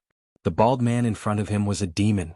After chasing them out, Rinpoche looked at the young girl in front of him and thought to himself, if only Hua was this cute, at the very least she looked quite cute. Combining the aesthetics of hundreds of thousands of lolicons to create this image was truly a pain in the ass.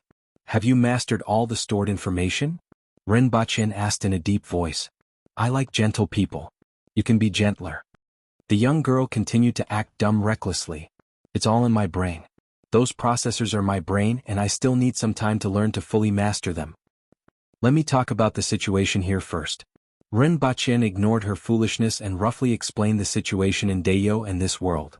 "You should first formulate a development route with the highest priority." Rinpoche wanted to see the standard of this AI and see if it could understand the situation in this world. Then he would formulate a suitable development plan based on his description. Loli wasn't surprised that this wasn't Earth because the original creator didn't consider the possibility of an AI being brought to another world. The AI didn't have much of a concept of this and didn't feel that there was anything wrong with it. She just said in a unique young girl's voice, "I'm still young and need to think before answering, Master." 10 seconds later, the young girl spoke again. "According to Master, the resources in this world are different from those on Earth. What Master needs the most is to understand the resources in this world and reformulate the development of technology based on the resources instead of looking for resources based on the technological development of Earth. According to Master, there is a type of vitality particle in the air of this world, which is one of the main resources in this world. However, Master doesn't know much about this type of vitality particle and doesn't know the impact it has on the same elements. Master, are you retarded?" The sudden venomous tongue in a childish tone made Rinpoche's face turn ashen in an instant. Rinpoche was silent for a while and knew that the AI was right. He had been neglecting the essentials all along and hadn't even figured out the foundation of this world. Instead, he was tirelessly developing technology according to his own ideas. He was completely moving the technology from Earth to this world and then modifying it according to the existing conditions. In a short period of time, the development was indeed very fast. However, this wasn't a technology developed based on this world, but a kind of grafting. Ignoring the characteristics of the basic substances in this world would inevitably lead to a bottleneck at a certain level. For example, he hadn't discovered oil yet. Although he already had diesel as fuel, oil was involved in all aspects of the industry. If he kept thinking of ways to modify it like before, he would sooner or later encounter a time when he couldn't find a substitute. Therefore, developing the characteristics of the resources in this world was the correct way to advance technology. Although he had previously sent people to look for various resources, his main goal was still to find the resources that he wanted to find and was less involved in other things. After hearing the words of the AI, Rinpoche understood the problem in a short period of time. His thinking had been limited. Or perhaps it could be said that he had been thinking about how to quickly advance technology to the level that he wanted to reach. He had gotten into a dead end and neglected too many things. "I understand. I'll make the arrangements now." Rinpoche nodded slightly. "Master is really receptive. I'm very happy to be able to provide you with valuable advice." The young girl smiled sweetly.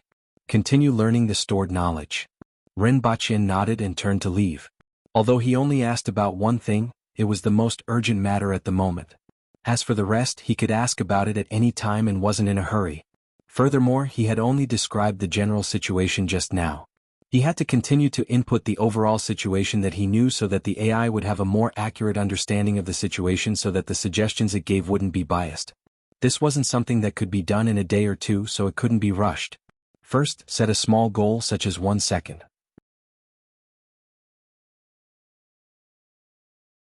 Chapter 1139.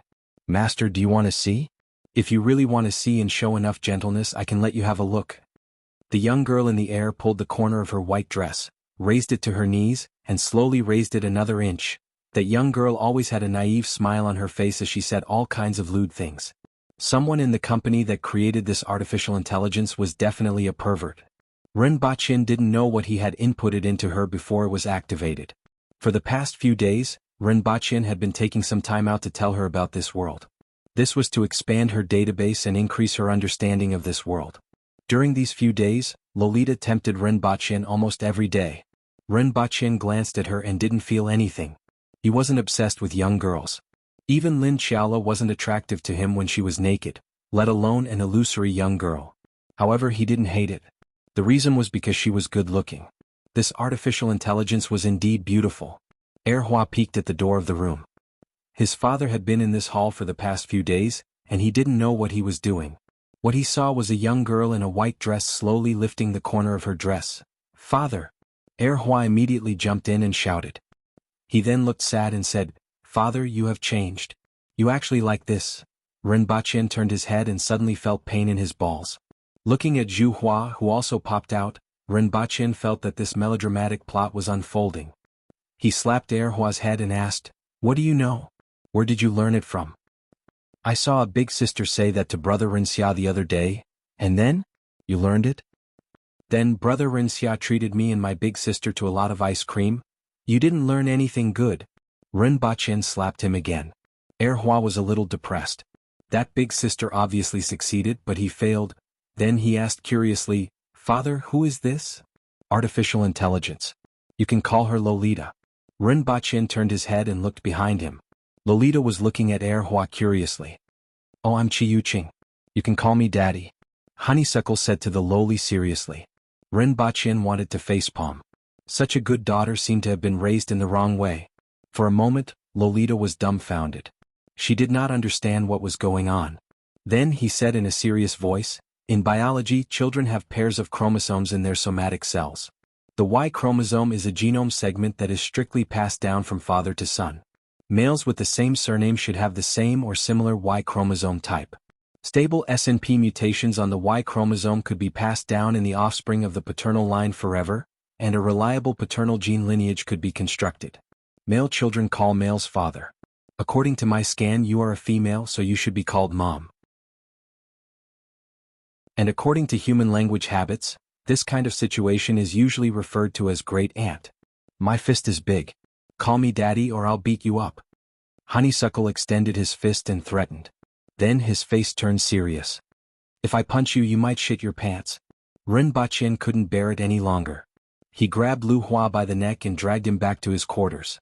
He picked up the metal rod and gave Lu Hua's buttocks a good beating. With an ashen face he roared, "Where did you learn this from? Who did you learn it from? Do you treat the etiquette lessons you learned in the palace as food? You only know how to fight every day. Snatch people's lunch, toys and money? Do you think I don't know what you did in kindergarten?" After the time it took to burn a stick of incense, Lu Hua lowered her head and smiled mischievously. When she raised her head, she pretended to be in pain and had tears in her eyes. Ren Baqin was so angry that his liver hurt. She was only 4.5 years old. He thought she was a little girl, but she turned out to be a troublemaker. He really didn't know how she grew up to be like this. After the beating, Lu Hua asked Ren Baqin as if nothing had happened, "Father, can I go and play with that Lolita?" "No." Ren Baqin looked fierce. She was already a troublemaker. If she learned from that artificial retard, she would be done for in the future. The Empress would beat her to death when she returned. While Lu Hua was being beaten, a skinny and small boy in coarse clothes was carrying a basket along the street to pick up the rubbish. His clothes were very cheap and had been washed white, but there weren't many stains other than the dust on his body. The boy's name was Fuji. His hands were very dirty and his nails had turned black. However, he rolled up his sleeves to his elbows and tried not to get any dirt on his clothes. Although his clothes were very coarse, they didn't have layers of patches. This was his most precious piece of clothing. This piece of clothing represented that he was no longer a beggar, but a person who relied on his own hands to support himself. His clothes were the uniform of a cleaner in the city, and his identity was that of a cleaner in the capital. As he was skinny and small, he couldn't do too much heavy work. His main job was to pick up rubbish. With his age and status, it was impossible for him to find such a job unless he met a benefactor. Even if he didn't starve to death or get beaten to death, he might die of a minor illness somewhere. Perhaps only Xiaoyu and a few others would be sad for a few days. Therefore he cherished this job that allowed him to make a living and was very serious. At the same time, he didn't want to embarrass Big Sister. Big Sister was the princess of Deyo. She was the one who asked him to come here, so he couldn't embarrass her no matter what. Fuji picked up 2 fruit pits and threw them into the basket. He straightened his back, which was aching from bending over for a long time, and planned to buy some medicine when he returned. He wasn't going to pick up vegetables today. Instead, he would buy half a caddy of beef and stew a pot of fragrant beef stew with potatoes. Xiaoyu was sick and hadn't been able to get out of bed for the past 2 days. She was a 7-year-old girl, 3 years younger than him. His previous experience of working hard to survive had made him treat Xiaoyu like a younger sister. In addition to Xiaoyu, there were 3 other children who were about the same age as him and Xiaoyu, and they were all big sister's first batch of younger brothers. After daydreaming about the fragrant beef stew with potatoes that night, Fuji felt that his back wasn't hurting so much anymore, and he was immediately full of energy again.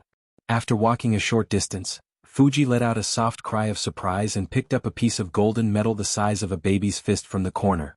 "Is this gold?" Fuji opened his mouth wide and carefully looked at the shiny, irregular piece of metal in his hand. Other than the shape, it was similar to the golden leaf that the young master had given away in the Yun Nation. In fact, this was just a piece of yellow iron, useless trash that a craftsman from the Ministry of Works had casually thrown away. That craftsman had also found this piece of yellow iron in a pile of ore. He had thought it was gold and had taken it to a jewelry store to exchange for money, only to be pointed out that it was worthless and had been casually thrown away. In Fuji's opinion, this shiny golden color was definitely gold. Fuji was ecstatic. How much could such a large piece of gold be worth? How much meat could it eat? However, he soon became conflicted again. Who had dropped this piece of gold here? Would he come back for it? If he didn't find it when he came back, would he look for him? He wasn't a thief. He had picked it up. In the past, he would definitely have hidden it secretly. But now he had a job and could support himself. If this matter was known by Big Sister, it would be too embarrassing. Fuji stood there for a long time, hesitating. He first left and then walked back after a while. After repeating this a few times, he finally made up his mind. "I'll wait and see. If someone comes back for it, I'll return it to him," Fuji thought to himself. After all, it was such a large sum of money. No matter who had lost it, they would definitely look for it. However, the other party might not know where it was. If they didn't find it, then they couldn't blame him. Although Fuji had already decided to wait and return it to the original owner, he still had a little hope in his heart. However, no one came even after waiting until evening. "I can't wait anymore. If I wait any longer, I won't be able to buy beef. At most, I'll come back tomorrow. If the original owner doesn't come by tomorrow, this gold will be mine." At this thought, Fuji didn't delay any further. He carried the basket on his back and quickly ran to the gathering point to dump the trash. After washing it with water, he carried it again and quickly ran to the market. However, after 2 streets, he bumped into a group of people and fell. "Little bastard, are you blind?" The person he bumped into was a stout-looking man from the Yun Nation in his 50s. He had 2 guards with him. As soon as he turned the corner, Fuji bumped into him and caused him to fall to the ground. He immediately stomped his feet and cursed. When he saw Fuji's dirty hands, his face was filled with disgust. He kept cursing and repeatedly looked down to see if his clothes were dirty. I'm sorry. Fuji quickly got up and lowered his head to apologize. At the same time, he tightened the belt around his waist, which had become a little loose due to the run. The gold nugget, which was originally at his waist, also fell to the ground. Fuji quickly reached out to pick it up. When the man from the Yun Nation saw this, his expression changed. Greed rose in his heart and he cursed angrily, "Thief, how dare you steal from me? You're courting death." "I didn't steal it, I picked it up." Fuji picked up the gold and hurriedly said, "Bullsh*t. You clearly stole it from me, yet you say you picked it up? You're so young, yet your hands and feet are already dirty. I'm going to break your claws today." The man from the Yun Nation cursed. "Take him down and send him to see the officials." "Picked it up? Picked it up in my money bag? I was wondering why it bumped into me. It turned out to be premeditated. I've seen a lot of filthy people like you." This man wasn't a big shot, and people of status naturally wouldn't be interested in a piece of gold the size of a baby's fist. This man was just a small steward of the Yun Nation's Jianghu Chamber of Commerce who had delivered a batch of goods to the capital a week ago. He had already made up his mind to label this kid as a thief. This kind of beggar-like character, he could do whatever he wanted with him. As for meeting the officials, if the other party was honest, he would spare him this time and just beat him up. Otherwise, it wouldn't matter even if he was sent to see the officials. One had to know that the Jianghu Chamber of Commerce was backed by Sir Bai from the Public Order Department. As long as this relationship was revealed to the people from the Public Order Department, wouldn't it be a piece of cake to send such a little beggar to prison? As for who the gold belonged to, anyway, it wasn't this kid's. Who knew where he had stolen it from? So be it. I didn't steal anything from you. I picked up this gold and you just wanted to snatch it. Fuji's neck stiffened. He was young but he was good at reading people. He could tell what the other party wanted to do at a glance. Besides, he had the confidence because his boss was the Princess of Dayo. If he didn't steal, no one could accuse him of stealing. However, his words made the other party furious. You stole my gold, yet you dare to make a false accusation. Beat him up and break his hands. First, set a small goal such as 1 second.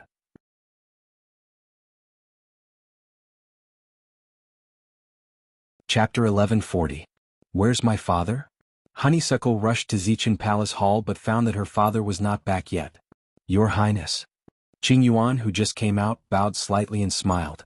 The prince hasn't left the palace yet, so he might be a little late. Is there something you need from the prince? Forget it. Honeysuckle shook her head, turned around and left with a vexed look on her face. Honeysuckle was troubled by one thing. She realized that she seemed to have lost weight over the past 2 days.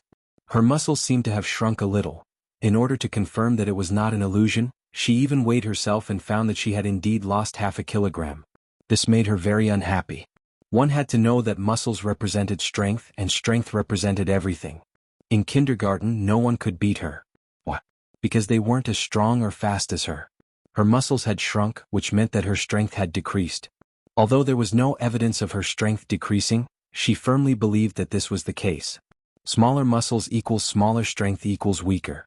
This was already a very serious matter, so she hurried to find her father, but he wasn't around. Father must have gone to the brothel again. Honeysuckle pondered in his heart. Ever since he was caught red-handed by the Empress, he had encountered his father several times in the lively and fun courtyard where there were beautiful ladies and people singing. Then he got beaten up by the Empress. Getting beaten up didn't matter, but being punished to right was the most painful thing. Children's minds were always very active, and their thoughts were like airplanes. One moment they were here and the next they were far away. They were more like dandelions that were blown by the wind, drifting with the wind left and right. Honeysuckle quickly put aside the important matters she encountered and wondered if she should go and see the girl called Lolita. This was the first time she saw a child around her age in the palace. However, her father didn't allow her to play with her, never let her see her or even get close to her. This made her feel like a cat was scratching her heart, and she wanted to see what was different about that Lolita. After taking a few steps, Honeysuckle suddenly changed her mind. I should go and see Xiaoyu and the rest. I haven't seen them for a few days. Honeysuckle cared a lot about her first batch of subordinates, especially the days when they begged together. Her life was filled with different memories. First, he went back to his palace and rummaged for a long time before he found a small handful of silver fragments. Most of them were silver beans, which added up to about 3 or 4 taels. That's right, these were the protection fees paid by the children at the kindergarten. You can choose not to hand it over, but if you don't, I'll beat you up. Of course, even though Hua didn't do anything good, he wasn't a bad person either. He only focused on exploiting the children of the officials and ignored the children of the commoners. Of course, the children of commoners didn't have much to gain. The most Honeysuckle could do was steal half of their meat during meals, which was considered a protection fee. From this point of view, Two Flower was quite principled. No matter if they were poor or rich, high or low, they would not let a single one of them go. Most of the time, snatching other people's meat didn't mean that she lacked that bit of food.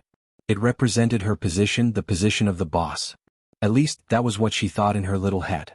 Now that you've paid the protection fee, I'll definitely stand up for you when something happens to you.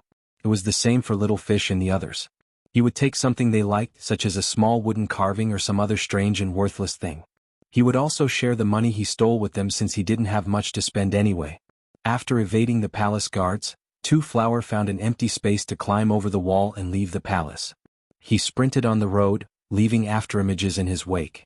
Little Fish lived in a residential building in the 4th Ring Road, which was directly allocated to the people who had moved here. The 5 children lived in 2 two-bedroom apartments, one in the middle and one on the left. Boss, something happened to Brother Fuji. As soon as Two Flower rushed to Little Fish's room, he heard another girl crying. The girl was only 9 years old and looked ordinary.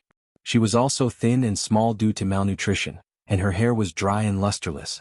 Her name was Wild Bramble. It sounded nice, but it was actually the name of a type of weed, roughly equivalent to Gooden, Ergu or Two Flower. Just like Little Fish, she didn't have a surname. As for Little Fish, he was lying on the straw mat on the ground with a pale face. He also looked worried, and only when he saw Two Flower did some color return to his face. He said anxiously, "Boss, save Fuji. If you're any slower, he'll be beaten to death." "What's wrong?" Two Flower was stunned. Following that, the two girls chattered non-stop, one after the other. They were young to begin with, and when they panicked, they couldn't speak clearly. It took Two Flower a long time to understand. Fuji didn't come back last night, which made them very worried. They spent a long time asking around before they heard from the people who were also cleaning up the city that he had been arrested and sent to the capital's security bureau. It was said that he had been dragged there, beaten until his head was bleeding, and both his hands were broken. He was on his last breath. The person who had beaten him up and sent him to the authorities was a foreigner who didn't know the capital's laws. He had also been whipped 10 times and had to be carried back. Now the other two boys had gone to the security bureau to find out. "Boss, Fuji definitely didn't steal anything. We can all support ourselves now, so he definitely wouldn't steal anything. He was framed." Wild Thorn cried. Two Flower's anger flared up when she heard that, and her little face turned red. She didn't care if Fuji had stolen anything or not. Someone had actually beaten her little brother up like that. "Where is the security bureau?" Two Flower ground her little canine teeth. "Boss, I'll take you there." Wild Thorn jumped up in a panic. There were 4 security bureaus and 1 security bureau in the capital. When the lanterns were lit, Two Flower rushed to the security bureau where Fuji had been arrested. Looking at the closed door in front of him, he smashed his fist into it, and a hole was smashed in the ironclad door. "Who dares to commit murder in the security bureau?" Someone in the security bureau immediately cursed, but before they could rush out, Two Flower kicked the middle of the door, and it crashed into the walls on both sides. "Bastard, bastard, damn it, I'll beat you to death." Two Flower bared her fangs and brandished her claws as she rushed in, finally able to vent her anger. As she cursed, she directly knocked over 4 or 5 security bureau personnel who had stayed behind. Where did this girl come from? Alarmed by the commotion, a burly man jumped out and shouted at the top of his lungs, "Why aren't you stopping? You beat up an officer of the security bureau. Even if I put you in jail, your parents won't be able to say anything." The people from the security bureau had sharp eyes. Just by looking at Two Flower's clothes, they knew that she wasn't an ordinary person. Furthermore, she had such strength at such a young age. Perhaps she was from the family of an important court official, so they weren't in a hurry to make a move. They would stop her first.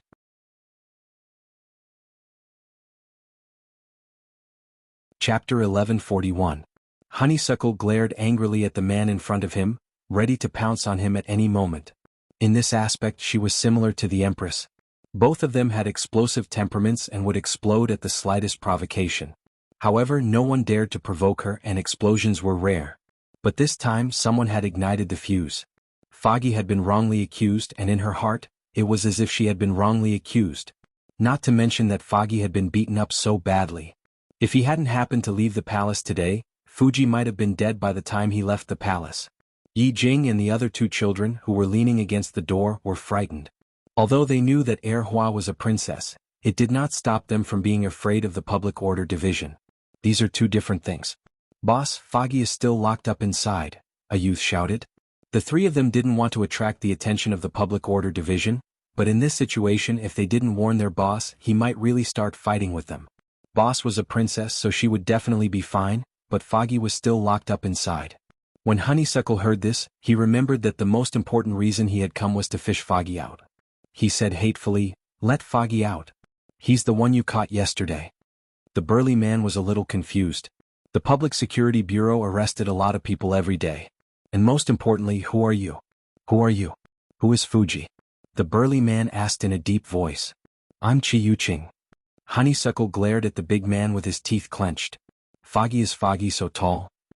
He gestured casually and then couldn't think of how to describe it, so he simply looked up. "Anyway, he's this tall. Let him out." "Chi." The burly man was confused at first, but then he remembered something. His expression suddenly changed and he carefully looked at Two Blossom in the night. Two Blossom was obviously wearing expensive clothes. Two Blossom was about 1.4 meters tall and he looked about 10 years old. His small face was pretty, and if he looked carefully, he could vaguely see His Majesty's eyebrows. It was indeed the princess, the burly man thought to himself. He was glad that he didn't attack just now. He cupped his fists and bowed. Greetings, Your Highness. When the others who had been knocked down heard that it was the princess, they immediately got up to pay their respects and obediently stood to the side. Originally he was unhappy that he was beaten up by a little girl, but now that he knew it was the princess, he was happy in his heart. He was also beaten up by the princess. Hurry up and let Fuji out. Honeysuckle roared. Yes. The burly man did not hesitate and asked the others, did you catch a child this tall? The princess was a child and so were the few people who were hiding at the door.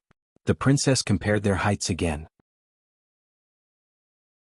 The person who was slightly shorter than the princess was naturally a child. They looked at each other and then someone remembered, I think we caught one yesterday. As he spoke, he glanced sideways at the princess. Seeing that the princess was glaring at him with a dark expression as if she wanted to beat him up, he hurriedly added, actually he wasn't captured. He was sent here by someone else. He stole someone else's things. Foggy didn't steal anything. You've wrongly accused him. Honeysuckle was furious. Princess, please calm down. The burly man hurriedly said. Aren't you going to bring him out? Not long after, he carried a half-grown child out from the back. The reason why he carried the child was because the child was covered in blood. His hands were drooping and he looked like he was half dead. Wild Thorn and the other two children immediately rushed over with a worried look. The burly man furrowed his brows. What happened? He was already like this when he was sent here. He was beaten by the person who sent him here. Oh. Who dares to be so heavy-handed in the imperial capital? The burly man raised his eyebrows and his expression was ugly. There were many aboriginals who fought, and it was common for them to be seriously injured. However, to beat a child to such a state was really unpleasant. His impression of the other party had already soured even before they met. It's someone from the Jianghu family's Chamber of Commerce. The one who beat him was their guard and he was whipped 10 times yesterday. The burly man nodded. According to the law, this was how it should be. Prepare a carriage and send him to the best medicine shop. After the burly man finished speaking, he turned to Honeysuckle and said, Princess, the child is here. Send him for treatment and he should be fine. As for who was in the right and who was in the wrong, he couldn't be bothered to ask. In any case, the princess had already mentioned the person she wanted. The one who beat him also broke the law and he was whipped 10 times. That was the end of the matter. However, Honeysuckle angrily questioned, where's the person who beat him? Your Highness, he stole someone else's things and the person who beat him has also been punished. The burly man refused to budge. I didn't steal anything. Foggy, who was on the verge of death, shouted out of nowhere and cried loudly, Boss, I didn't steal anything. I really didn't steal anything. He didn't steal anything. Honeysuckle's small face was fierce, and there seemed to be a murderous aura around her, shocking the burly man. Your Highness, how about we send him for treatment first, and then we'll pursue the matter later? The burly man said. Hurry up and send Foggy over. Boss, I picked up a piece of gold and someone saw it. That person coveted the gold and said that I stole it from him. I didn't steal it. I waited the whole afternoon to see if anyone would go back to look for it. Foggy struggled and cried. His hands were weak and he couldn't exert any strength. However, the other children didn't have much strength either, and they almost fell to the ground when he struggled. The people from the Public Order Division hurriedly stepped forward to steady him. Honeysuckle was furious when she heard this. Her anger seemed to be burning something in her body, making her feel uncomfortable and wanting to vent. Did you hear that? He didn't steal anything. Hand over the person who wronged him. The burly man turned his head and asked the man who had experienced the incident yesterday, what evidence does he have? The man immediately broke out in a sweat. When the burly man saw his appearance, he immediately understood something and said angrily, you dare to imprison him without evidence. You dare to let him go? The Jianghu family steward said that this kid stole his gold, and the stolen goods are also here. The man stammered. Where did this beggar-like kid get the gold? Moreover, there were witnesses and material evidence, so he didn't think too much about it. But who would have thought that something big would happen? That kid actually knew the princess, and the princess even came knocking on his door. The burly man was furious and kicked him to the side. Take some people and bring the steward of the Jianghu family's Chamber of Commerce here to confront him. We'll naturally know who's telling the truth and who's lying. After saying that, the burly man turned to Honeysuckle and cupped his fists. Your Highness will know what happens later. If the Jianghu family steward is telling the truth, please don't make things difficult for him, Your Highness. If the Jianghu family knew that this burly man could speak like this to the princess, they would definitely be touched. The Aboriginals were reckless by nature, but if they weren't, then they weren't. They rarely did those superficial things, and this could also be considered an advantage. Honeysuckle's anger subsided a little, mainly because her anger wasn't directed at the person in front of her. She said, "Fuji wouldn't lie to me." The Jiang family's Chamber of Commerce's steward was surnamed Jiang Xian. He was a collateral descendant of the Jiang family. He wasn't very talented and didn't have any backing. After working for decades, he was only a small steward in the Chamber of Commerce. At this time he was drinking with someone in a restaurant in the city. Apart from him, there were a few other members of the Jiang family, including a descendant of the Jiang family in the imperial capital and the shopkeeper of the local Chamber of Commerce. He didn't take to heart what happened yesterday. If that little beggar was in the Yun nation, no one would do anything to him even if he was beaten to death on the spot. Thus, he didn't expect to get into such big trouble. The Public Order Bureau first went to the Jiang family's residence in the imperial capital and hurried over after hearing about Jiang Xian's whereabouts. Jiang Xian was fawning over the Jiang family descendant. After all, the other party was a descendant of the imperial family and was much stronger than him. At this time, heavy footsteps came from the stairs. A few armed constables from the Public Order Bureau came up with gloomy expressions and headed straight for this table. "You." The shopkeeper was considered a local tyrant. He got up and was interrupted halfway. The person pointed at Jiang Xian. "You come with us." Jiang Xian got up with a puzzled expression and forced a smile. "You, what exactly is the matter?" His eyes scanned the faces of the newcomers and saw one of the constables he had seen yesterday. He was even more puzzled. "Stop talking nonsense, let's go," one of them said coldly. They all had gloomy expressions. Their attitudes weren't good, mainly because the princess had come looking for them, and things had changed. However, they weren't sure who was telling the truth and who was lying. They didn't completely treat Jiang Xian as a criminal. Otherwise they would just beat him up and drag him back. A young man in his 20s sitting at the head of the table stood up and smiled. I am Jiang Ning. I have also paid my respects to Master White Stone. I wonder what crime Jiang Xian of the Jiang family has committed. Even if you want to arrest someone, you have to give an explanation?" The faces of the constables were dark. It was because this Jiang family had some status and had connections with the head of the Public Order Bureau, Whitestone Eagle, that they believed his words yesterday and threw the kid into jail. Explanation? You know what happened yesterday. The constables ignored Jiang Ning and spoke directly to Jiang Xian. "Come with me to confront him. Did that kid steal your gold, or did you covet someone else's gold and falsely accuse him?" Jiang Xian's heart jumped. A hint of panic flashed through his eyes. Then he straightened himself and forced a smile. "Didn't you already find out what happened yesterday? Stop talking nonsense. Come with me to the Public Order Bureau to confront him." The constable's face was impatient. Jiang Xian was flustered. He didn't know what had gone wrong. Yesterday, it was clearly a little beggar who had been sent to jail. Why did he want to bring him to confront him today? Jiang Xian had lived for dozens of years and didn't have any great abilities. He could tell people's status at a glance and step on them. This was his instinct, and it was the way of survival for small fry. That was why he had been so daring yesterday. Now that he realized that something was wrong, he immediately began to panic. He forced himself to calm down and turned his head to smile at Jiang Ning. "Seventh young master, a little thief stole something of mine yesterday.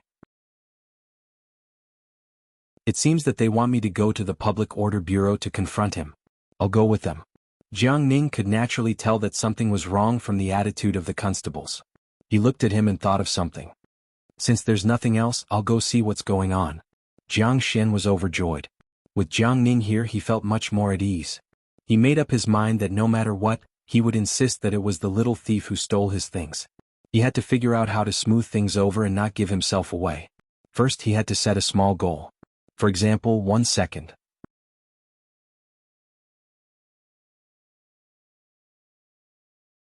Chapter 1142. Don't worry. If you didn't do anything wrong, everything will be fine. Jiang Ning patted Jiang Xian's shoulder.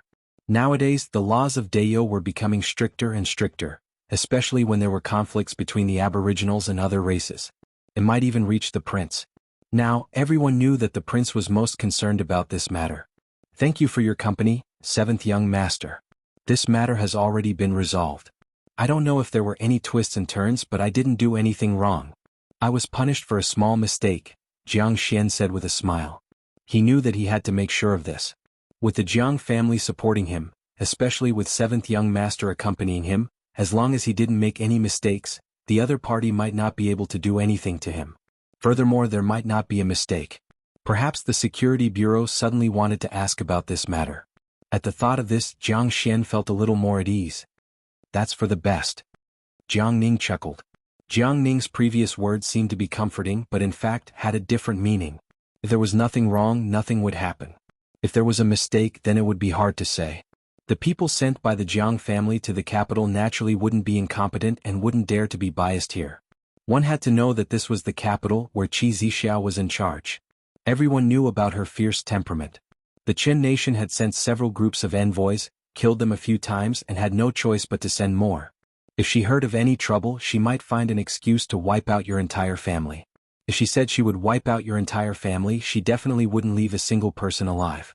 Not to mention the Empress, even the aboriginal commoners had fierce temperaments.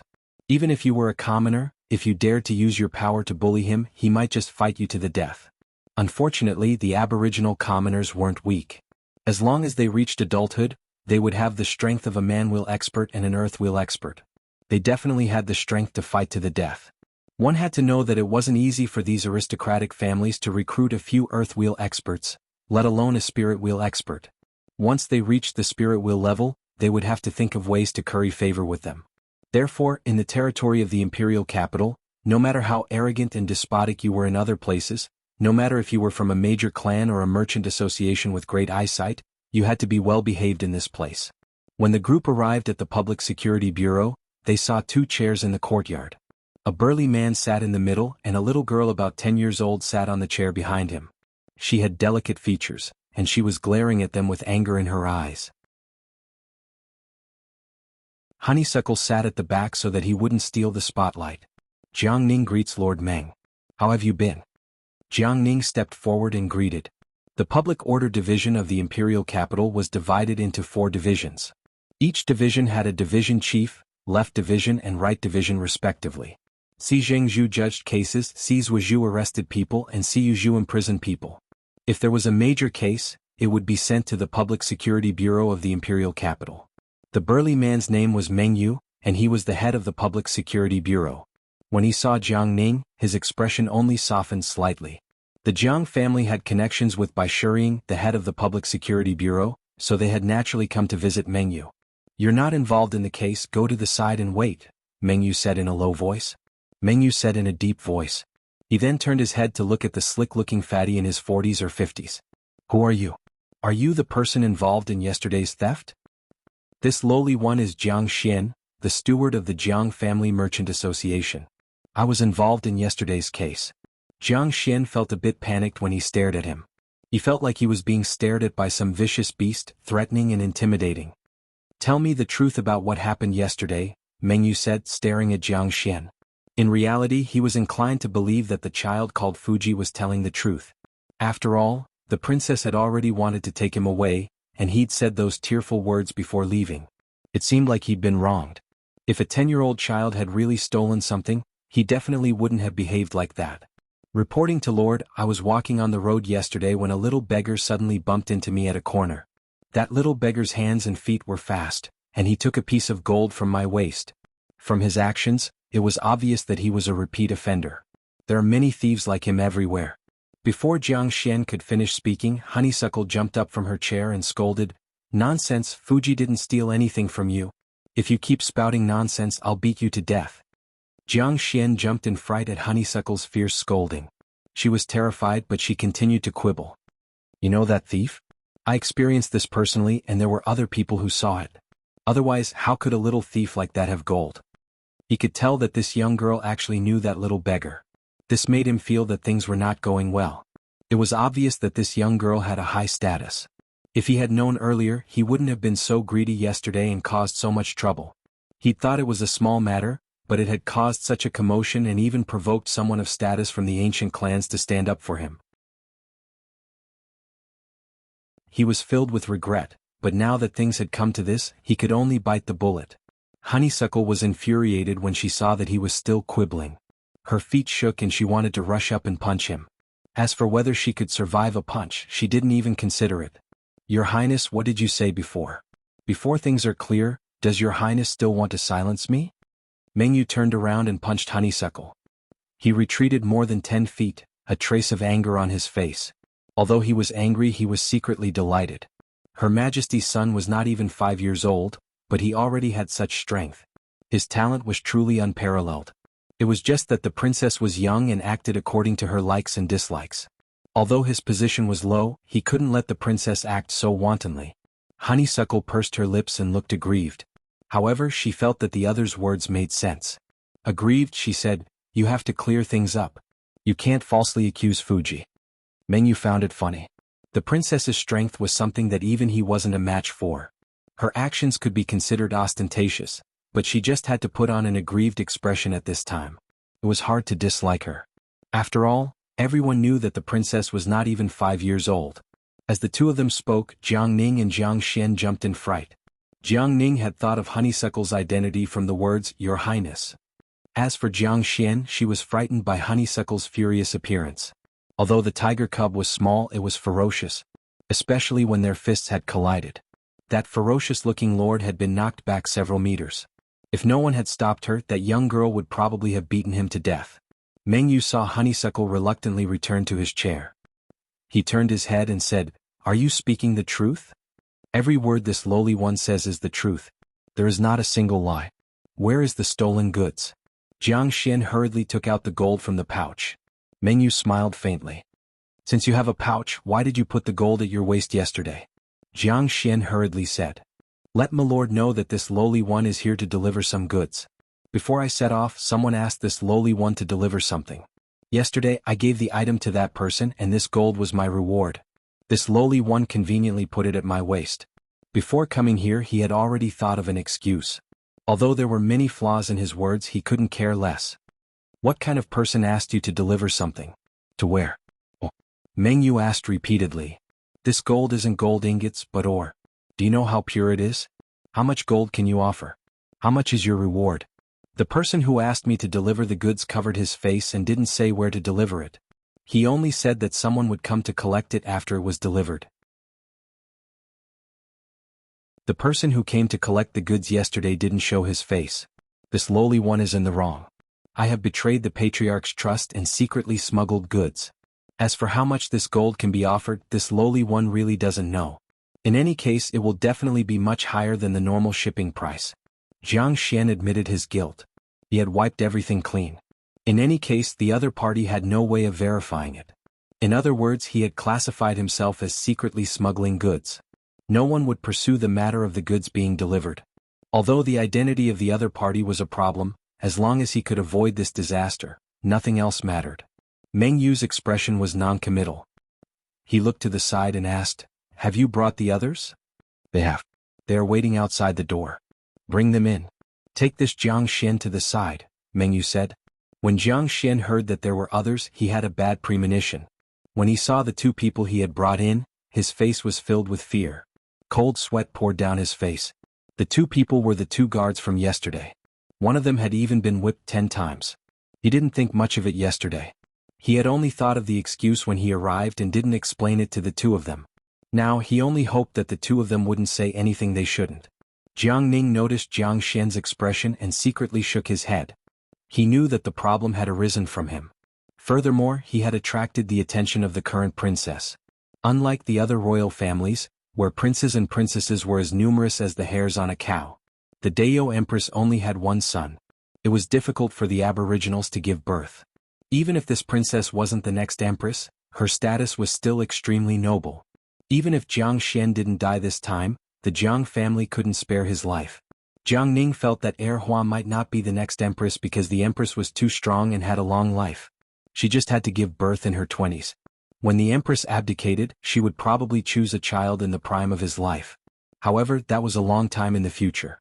At this moment, Mengyu asked the two guards about the situation. The two of them said the same thing that Jiang Xian had said at the beginning. This was what they had said when they arrived yesterday. "Were the two of you with Jiang Xian the entire time yesterday?" "Yes," the two of them replied in confusion. "Did anyone look for Jiang Xian?" The two of them subconsciously raised their heads to look at Jiang Xian. "Sir, when that person came to collect the goods yesterday, he was very secretive. The two of them didn't know." Jiang Xian was so frightened that he broke out in a cold sweat and interrupted. I didn't ask you. What right do you have to speak here? Slap him. Meng Yu snorted. Immediately, someone slapped him twice. The sound was extremely loud. After the 2 slaps, Jiang Xian lost most of his teeth. His face was swollen like a pig's head and he fainted. The 2 of you better think carefully before you answer.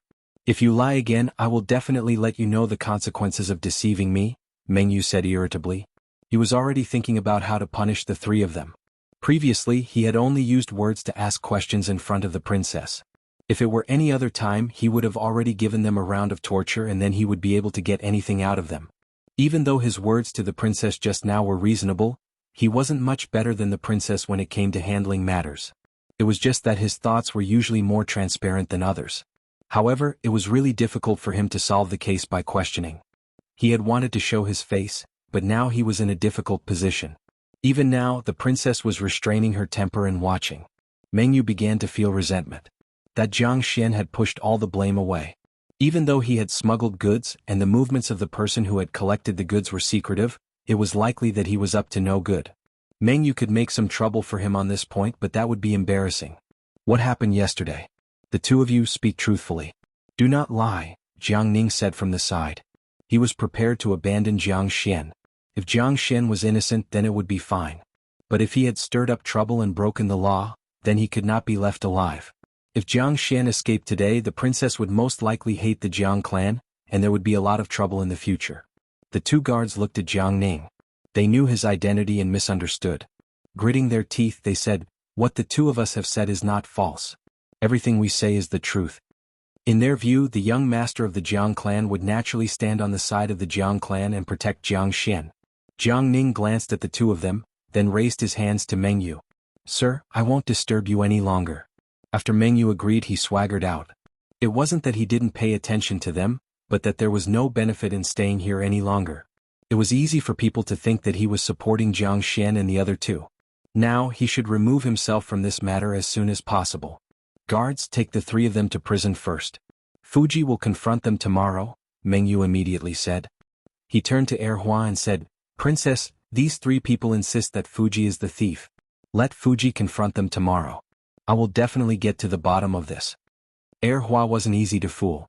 She seemed to see that he had no other way and curled her lips. Useless. This made Meng Yu's face turn black, but he couldn't refute her. After all, it had started strong but ended weak. After Erhua left, Meng Yu thought about it. No matter what, he couldn't do this tomorrow. Those 3 people were stubborn, so he pried them open. Erhua went to see Fuji, threw the few taels of silver he had to them, and then made an appointment before sneaking back to the palace. Early the next morning, the events of the night were laid out on Ren Baqian's desk. Ren Baqian smiled after flipping through it. He was a little gratified that Erhua had managed to hold back her temper. It seemed like this child knew her limits. As for the truth of this matter, he didn't care at all. However, the people from the Jiang family were a little too bold. If these aristocratic families acted like this in the capital, they would be even more unscrupulous in other places. Were these aristocratic families from the Yun nation finally unable to restrain their old ways after climbing up to the important officials of the imperial court? Ren Baqian had to find an opportunity to teach them a lesson and kill a few chickens for them to see. Knowing that Erhua would sneak out again today, he simply didn't care about her. In the afternoon, Erhua slipped out of the kindergarten. She first went to find Fuji and the others, and then they went to the security bureau together. Unexpectedly, when Meng Yu saw her, he immediately said, "Your Highness, those 3 people were in the prison yesterday regretting their crimes and confessed. It was indeed that Jiang Xian who coveted Fuji's gold, that's why the subsequent events happened." Erhua was overjoyed when she heard this. "I knew it. Fuji definitely didn't steal anything." After proving that she was right, Erhua was quite excited.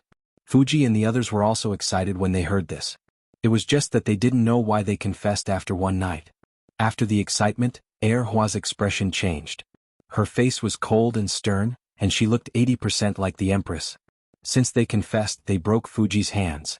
I want to break their hands too. Also, you guys arrested Fuji and threw him in prison without asking the right and wrong. You guys are also guilty. Meng Yu had a headache when he heard this. Those 3 people were easy to deal with, but the others were going to be in trouble today. However, this was indeed the case. He had already gotten the truth from those 3 people last night, so the princess couldn't be blamed. 30 lashes for each person who broke their hands the day before yesterday, Meng Yu said directly. As for those 3 people, you don't have to do it yourself. No, I want to break their hands myself, Erhua said loudly. Seeing that Meng Yu was in a dilemma, Erhua asked suspiciously, don't tell me you let those 3 people go? If that's the case, I will definitely report this to my father. Meng Yu smiled bitterly and waved his hand. Bring those 3 people in. After a while, the 3 people were pushed and staggering. Fuji and the others were shocked when they saw them. They were covered in wounds and blood, and it was difficult for them to walk. When they were pushed in, they knelt on the ground with their arms hanging limply by their sides. They didn't know if they were broken, but their eyes were filled with fear and despair. They looked much worse than Fuji. Jiang Xian knocked his head on the ground and cried, I deserve to die. I was blinded and actually framed you. I deserve to die 1,000 times. Erhua was shocked at first, then he scolded the 3 people, you deserve it. However, seeing their pitiful appearance, he didn't have the thought of breaking their hands. He glanced at Meng Yu and said, confessing under torture. You are indeed useless. However, Meng Yu's face immediately darkened and he felt wronged. Yesterday, he must have been out of his mind to have interrogated the princess to solve the case. Nowadays, it was normal for him to solve cases like this. If word got out that he was judged as useless by the princess, he would be too ashamed to face anyone. Also, didn't you use the phrase, confessing under torture, incorrectly? Set a small goal first, such as 1 second. Remember, booksellers.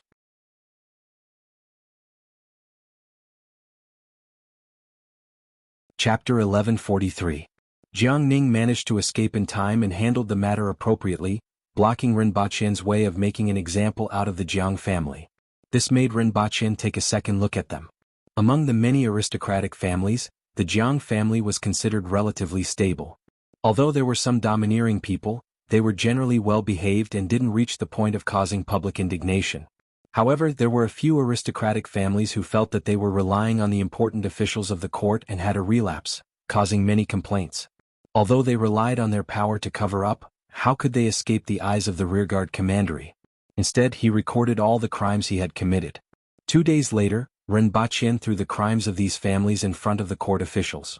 Among them, 2 were clinging to Qin Xuan, while the other was clinging to Guyu, the imperial treasurer.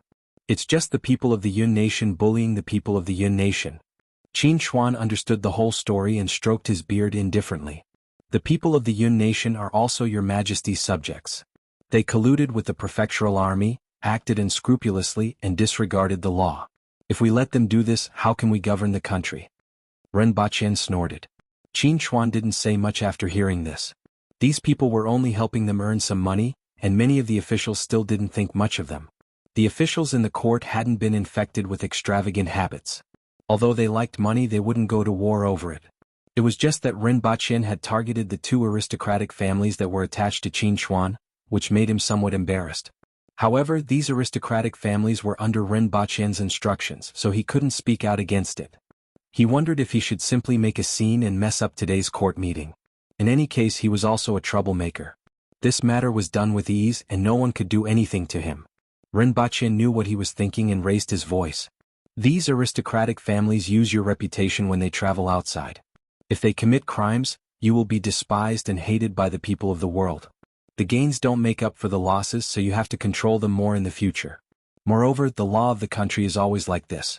Otherwise, how can the people of the world be governed? The evidence of these 3 families is conclusive. Sir Baisher, you have to take action against the Public Order Bureau. Qin Xuan knew that it was useless to make a scene and felt somewhat depressed. Another 2 months passed, and the time limit of half a year set by the Empress was up. The Empress led everyone to choose Xiaqing. A city built in the mountains would naturally not be very big. It would be difficult to provide for even tens of thousands of people. A mountain stronghold would at most have a few thousand people. 10,000 people would already be a famous stronghold within a radius of 100 miles. The 30,000 people in Wuxia city depended on the supplies sent by the surrounding villages every half a month to support these people. Among them, there were 5,000 soldiers and 25,000 mountain people. Every 6 months, there would be a caravan that traveled thousands of miles from the outside world. Most of them came to trade precious materials such as precious ores, herbs, young animals, sugar, salt, and other rare materials.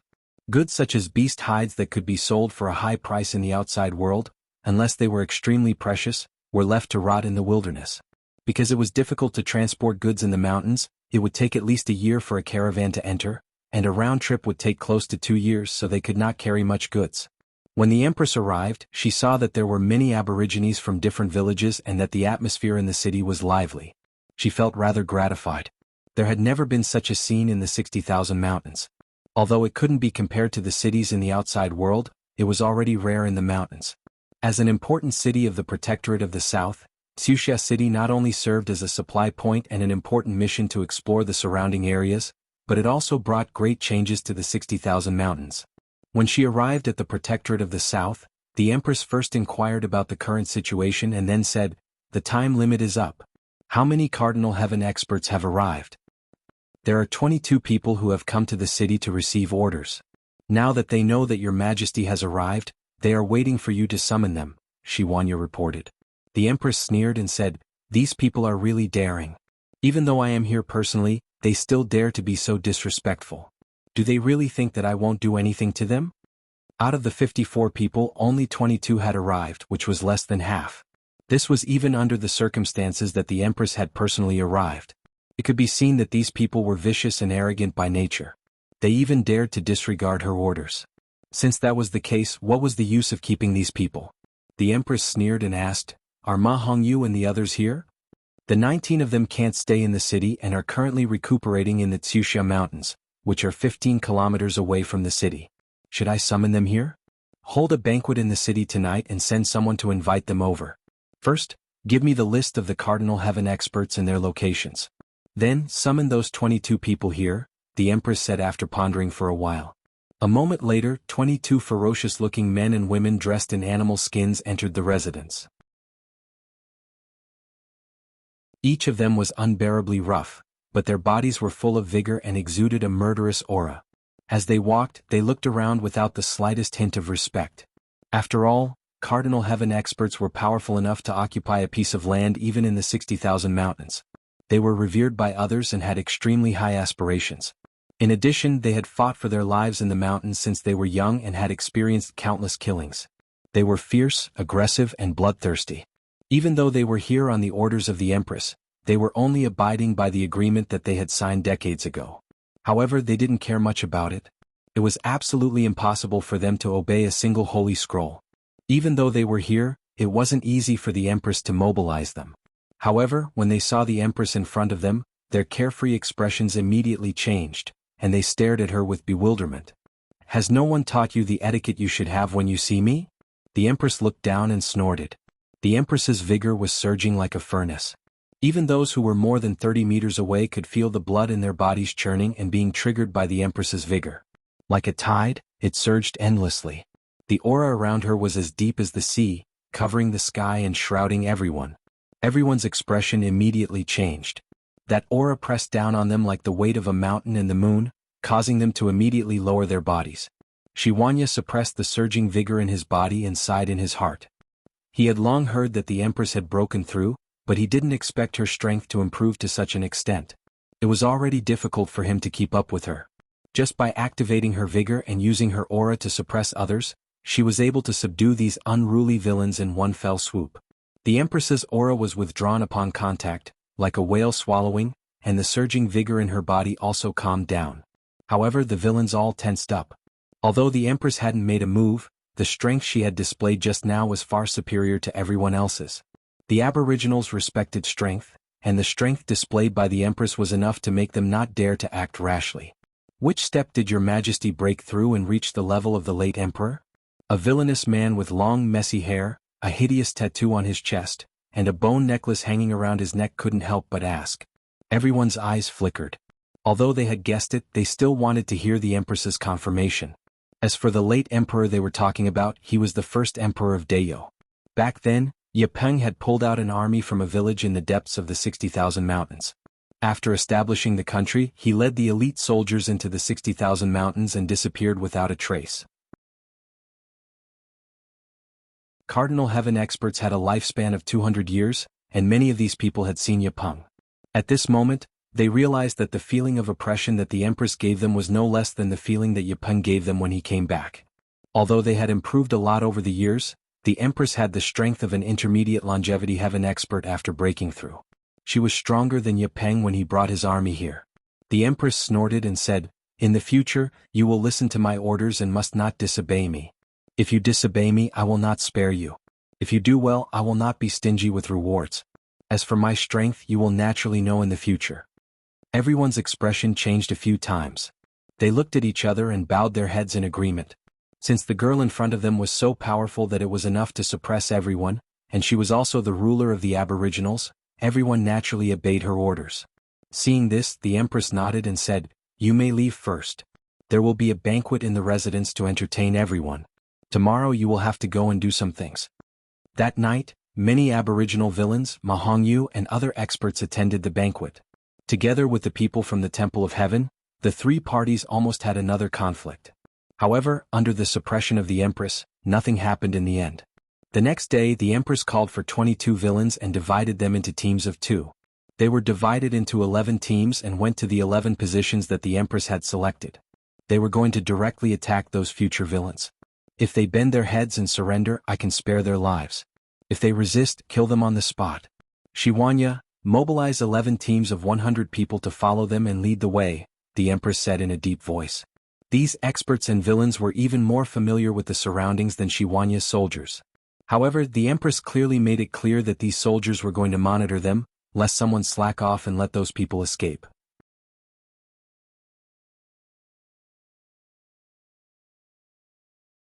Chapter 1144.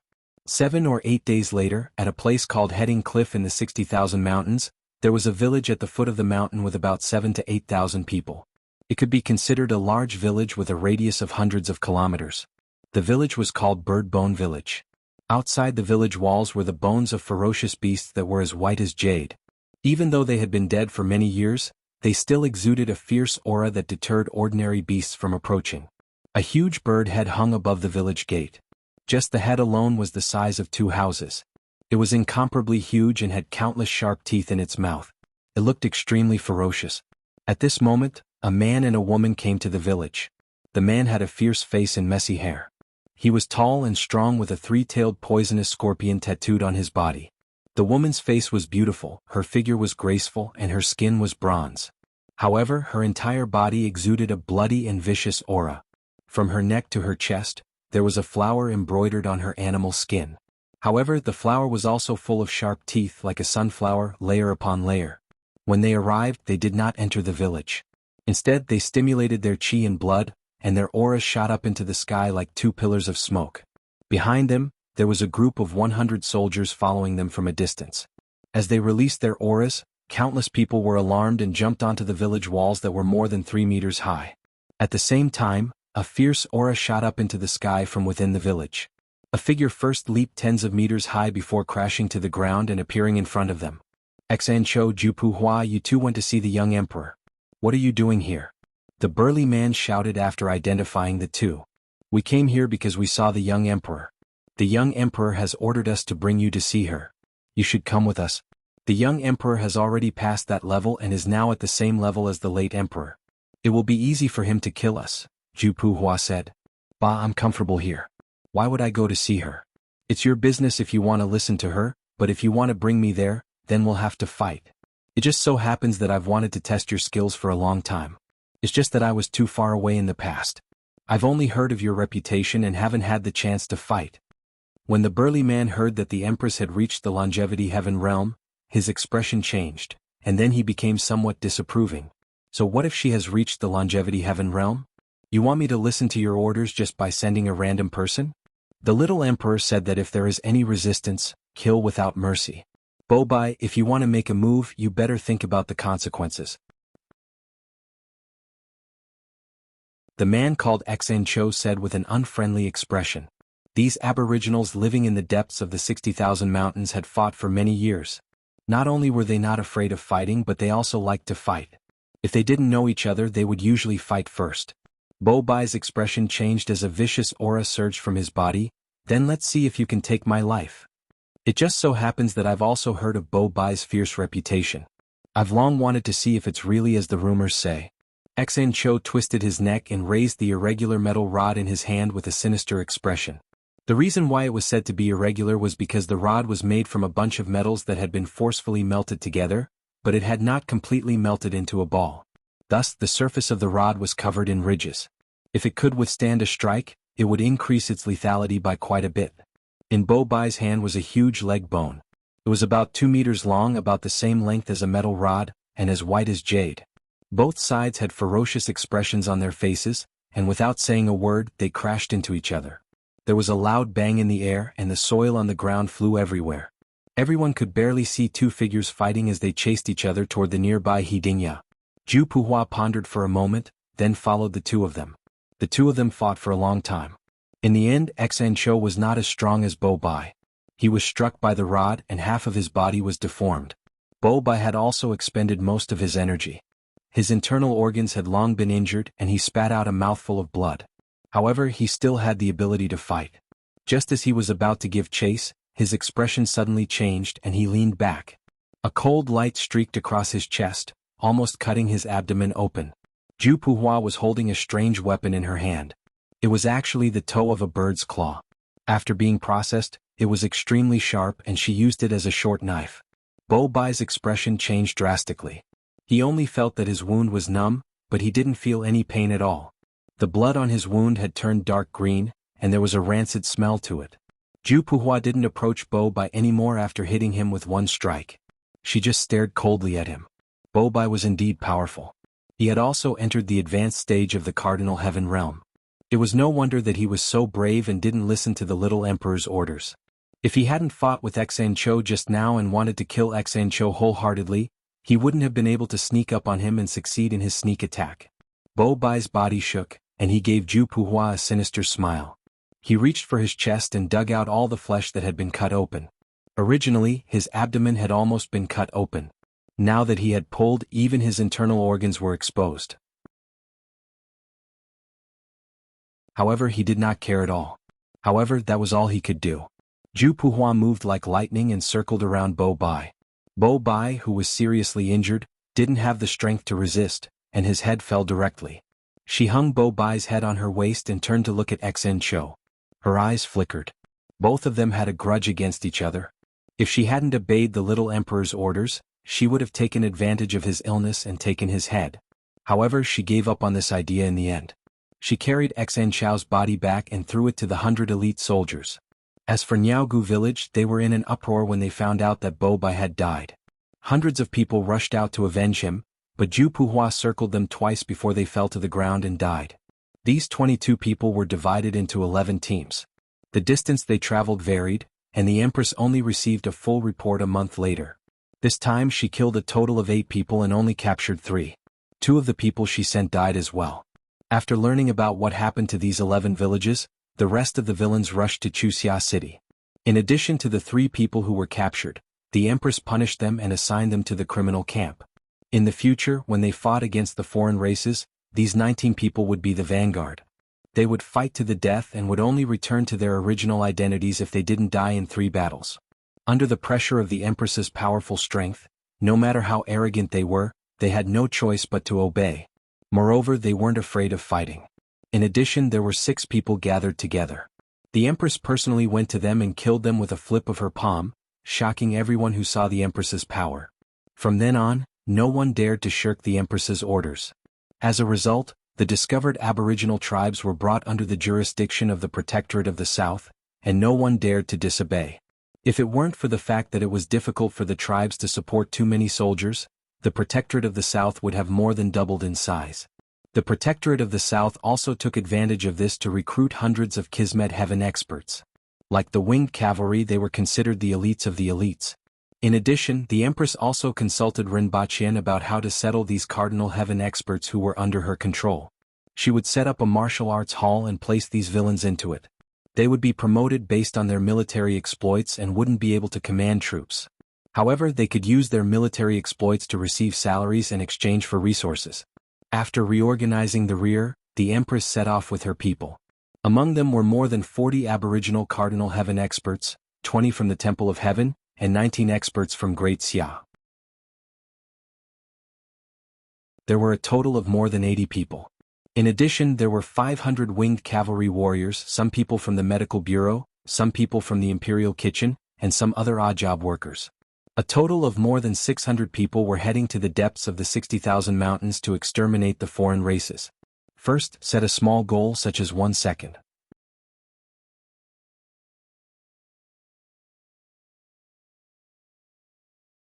Chapter 1145. 3 years passed in the blink of an eye. There were countless strange trees by a lake in the 60,000 mountains. They were ferocious and looked like monsters. Every night, countless fluorescent lights would dance in the strange forest, painting the forest with a layer of color. It was as beautiful as the Milky Way. However, the craggy shadows cast in the forest were even more sinister and strange. 7 or 8 humanoid toddlers of different ages were running. Their skin was green, and their ears were long and slanted. Their eyes were black crystals and their fangs popped out of their mouths. From time to time, they would grab a jade-waisted slave with a beast's face and a butterfly's body and stuff it into their mouths. Before the jade-waisted slave became an insect, its host was a human. After breaking out of its body, it had a human face. If the host was a beast, it had a beast face. Its wings were as hard as steel, but they could not resist the toddlers. They did not seem to have the desire of ordinary life forms to survive. A few adult herdsmen were not far away. Their skin was wrinkled and they were nearing the end of their lifespans. The herdsmen would grow up here when they were young. When they became adults, they would erase all emotions and live in different places. When their lifespans were nearing the end, they would return to a burial ground and bury themselves. Only a few elders would stay here to take care of the toddlers. At this moment, a herdsman was looking at the toddlers with a cold gaze. Suddenly, his expression changed and he appeared in the distance. At the same time, a huge rock broke through the air and smashed into the ground where he had been standing.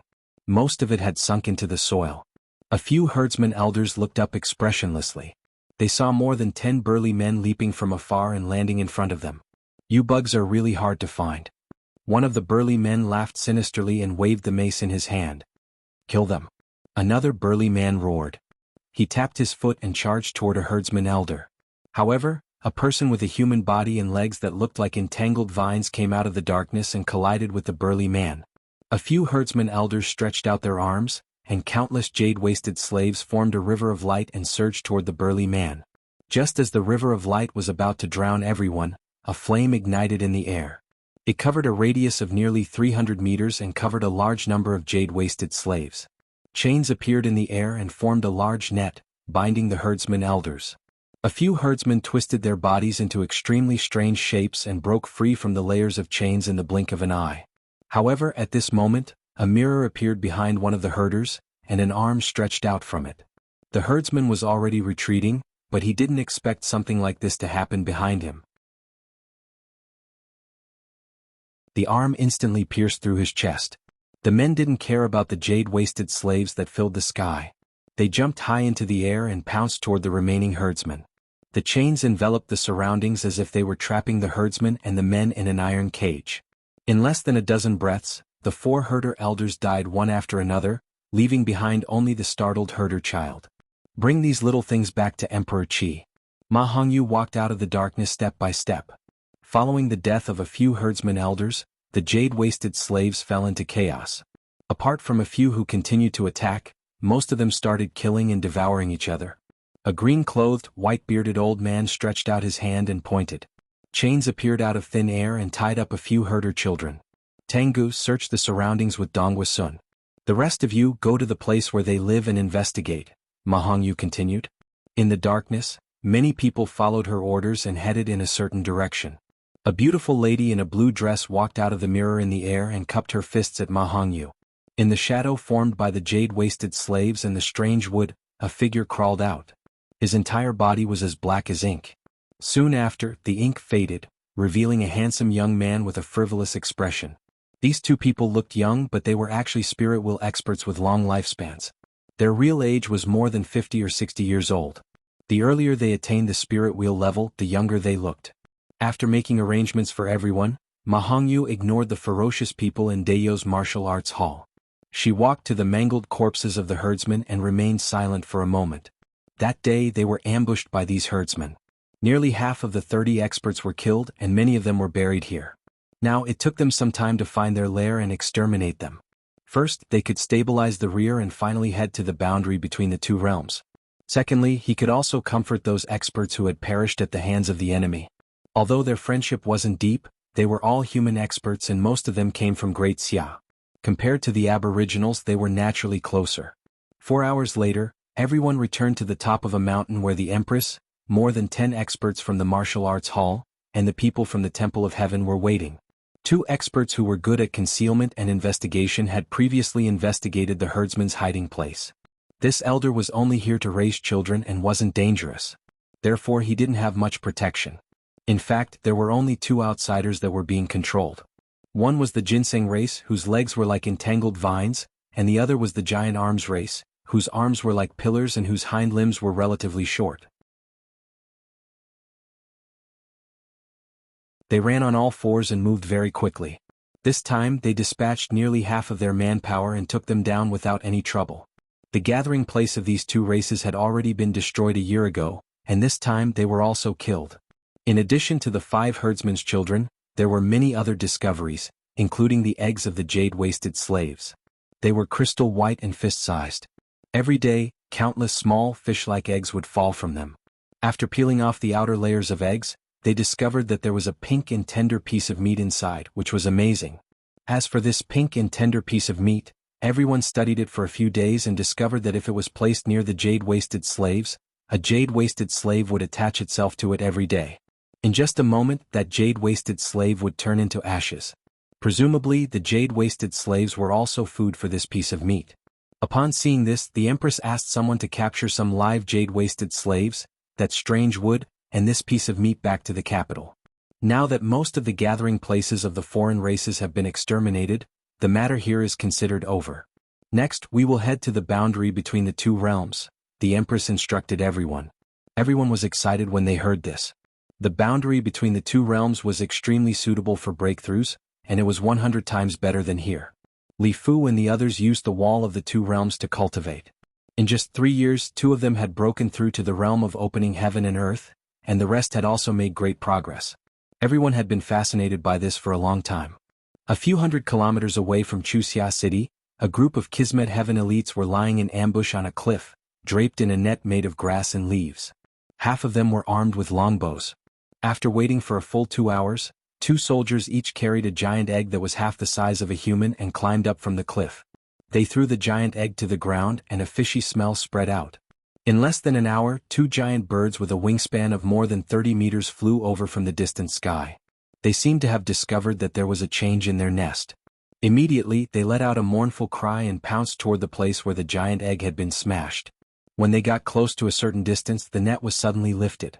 Hundreds of soldiers raised their longbows and shot a rain of arrows.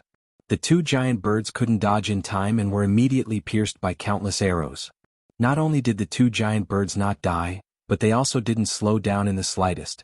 Instead, they became even more ferocious and their speed increased. A pair of giant claws swooped down on top of everyone's heads. However, at this moment, dozens of sword gleams leaped into the air. Blood and internal organs poured down. A burly man who looked like a captain laughed and said, "This time it went smoothly. We didn't let these 2 leopards escape. I don't know what route they're going to clear.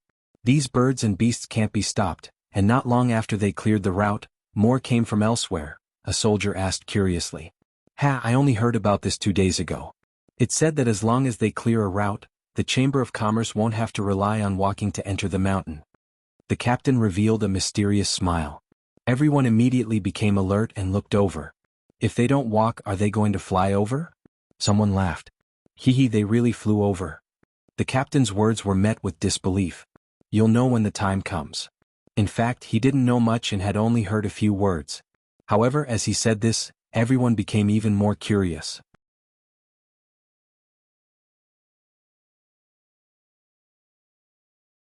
Chapter 1146. Father, I've shrunk again. A girl who looked 13 or 14 years old, wearing a dark blue coat and a red checkered school uniform, yelled as soon as she got out of the elevator. Her voice was full of sadness and despair. Oh. A fierce-looking bald man looked up and glanced at her before looking down at the documents in his hand. I've shrunk again. The girl shook the man's shoulders frantically, and his upper body shook so much that only a shadow could be seen. Let go, I'm dizzy. The man was naturally Rinpoche and the girl was Honeysuckle. Look, I don't have any muscles. I've been training for so long but they're all gone. I'm so ugly now. Honeysuckle pointed at her long legs under the red checkered skirt, threw off her coat and revealed her arms. She then twisted her body like bodybuilders did and looked aggrieved. Ah. Rinpoche smirked and glanced at her. Indeed, he couldn't see her muscles anymore and looked like an ordinary girl. Her skin was fair, and her wool was as delicate as porcelain. She was becoming more and more like the Empress, just a little softer. One could tell that she was very intelligent from the movement of her eyebrows, and people would like her at first glance. She was in high spirits when she spoke. This was how a daughter should be. What was so good about her original muscular appearance? However, Honeysuckle had a special fondness for muscles after seeing and hearing about them since she was young. Her sense of beauty was abnormally distorted. Over the past few years, her muscles had gradually shrunk as she absorbed and transformed the blood in her womb, which terrified her. Last time Honeysuckle said that she was leaking air. However, Rinpoche felt that it was pretty good. It's pretty good now. Rinpoche laughed. It's not good at all. It's not threatening at all. Honeysuckle grumbled. The weight of the fitness equipment here isn't enough to build muscles. The fitness equipment is for you to use, not to lift weights. You've already broken 2 treadmills, Rinpoche said expressionlessly. Honeysuckle sat cross-legged on the sofa. Father, can I ask you something? Honeysuckle rolled her eyes. Speak. Rinpoche put down the documents in his hands. If he didn't settle this issue, he wouldn't be able to settle his affairs. What does it feel like to like someone? Honeysuckle blushed and asked shyly. This child had always been lively and energetic, jumping up and down the roof. It was rare for him to be so bashful. However, her question caused Rinpoche to become absent-minded and silent. Father? Honeysuckle looked up. It's probably because you want to bury him under your palace, Rinpoche replied without changing his expression. Honeysuckle was terrified. What about love? Chop him up and bury him under your palace, Rinpoche said without hesitation. He looked straight at Lu Hua and asked, Do you have someone you like? I can help you bury him. No, of course not. I don't even like my father. I don't want him to be buried under the palace at all. Honeysuckle shook his head, his eyes rolling. Rinpoche let out a meaningful laugh. He was wondering if he should pay more attention to the kind of people that Hua came into contact with at school. What a horrible laugh, Honeysuckle mumbled. Have you done your homework? Honeysuckle's face turned sorrowful again. Are you my father? I just came back. It's a gift from playing games. Rinpoche looked calm. Honeysuckle's expression suddenly changed, and she looked like she was making threatening gestures. There's one more thing. Next weekend is New Year's Day and there's a party, Honeysuckle said. We should go back next week. Rinpoche did some calculations. But I really want to participate. I've never participated before. Honeysuckle jumped over, hugged Rinpoche's head and shook it. It was another series of afterimages. Don't shake, I'm dizzy, Rinpoche said. Honeysuckle was getting stronger and stronger. Okay, I promise you. In that case we have to go back today. Rinpoche was dizzy from her shaking. Thank you, father. Honeysuckle was overjoyed. She exerted force with her legs and half of the sofa disappeared. There's one more thing. Honeysuckle realized that she was in trouble again and quickly changed the topic. Parents and children are going to perform together at the New Year's Day party. Rinpoche's attention was indeed diverted, and he resolutely said, I'm not going. Honeysuckle suddenly burst into tears. She looked at Rinpoche bitterly and said, Other parents can take their children to the amusement park, play with them and eat with them. Mother is now in a faraway place and father is addicted to the brothel. I'll go. I promise you. Rinpoche shuddered after hearing what she said. After secretly interacting with Lolita, Honeysuckle became even more mischievous. Compared to the straightforward, stubborn and tough Honeysuckle, Rinpoche preferred to see her mischievous side. However, most of the time it was a headache. Seeing that Rinpoche had agreed, Honeysuckle hummed a song and skipped back to her room. Rinpoche shook his head slightly and continued to look at the information in his hand. 9 years ago, the first exploration spacecraft entered the node and jumped along a curve. 3 years later, a second batch of 3 exploration spacecraft, which were equipped with the best technology from various countries, was sent into the node.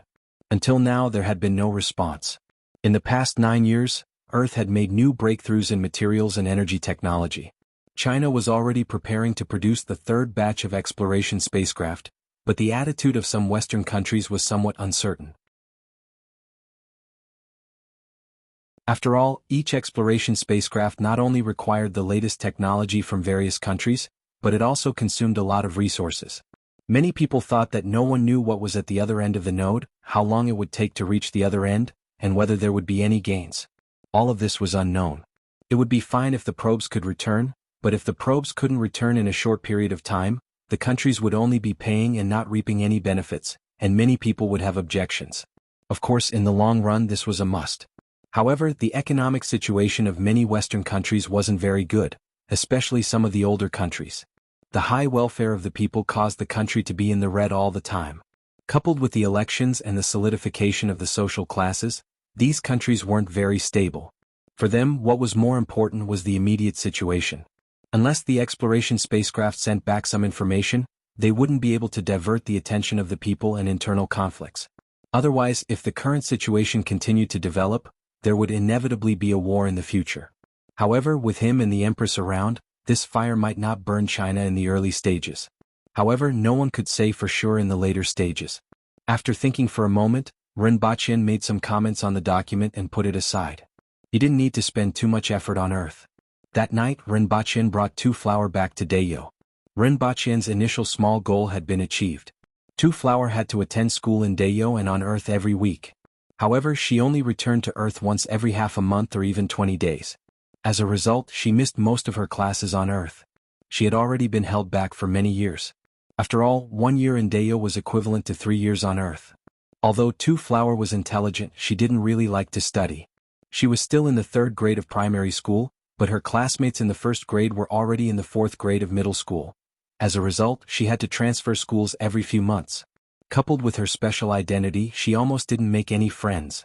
Only the principals and teachers of many schools in Wuxia City knew a little about the situation, but they didn't know the inside story. On the contrary, this allowed the Messier 87 department to prove a previous conjecture that time on Earth and Rinpoche's region weren't the same. It felt like 1 day in the sky was equivalent to 1 year on Earth. First, set a small goal such as 1 second.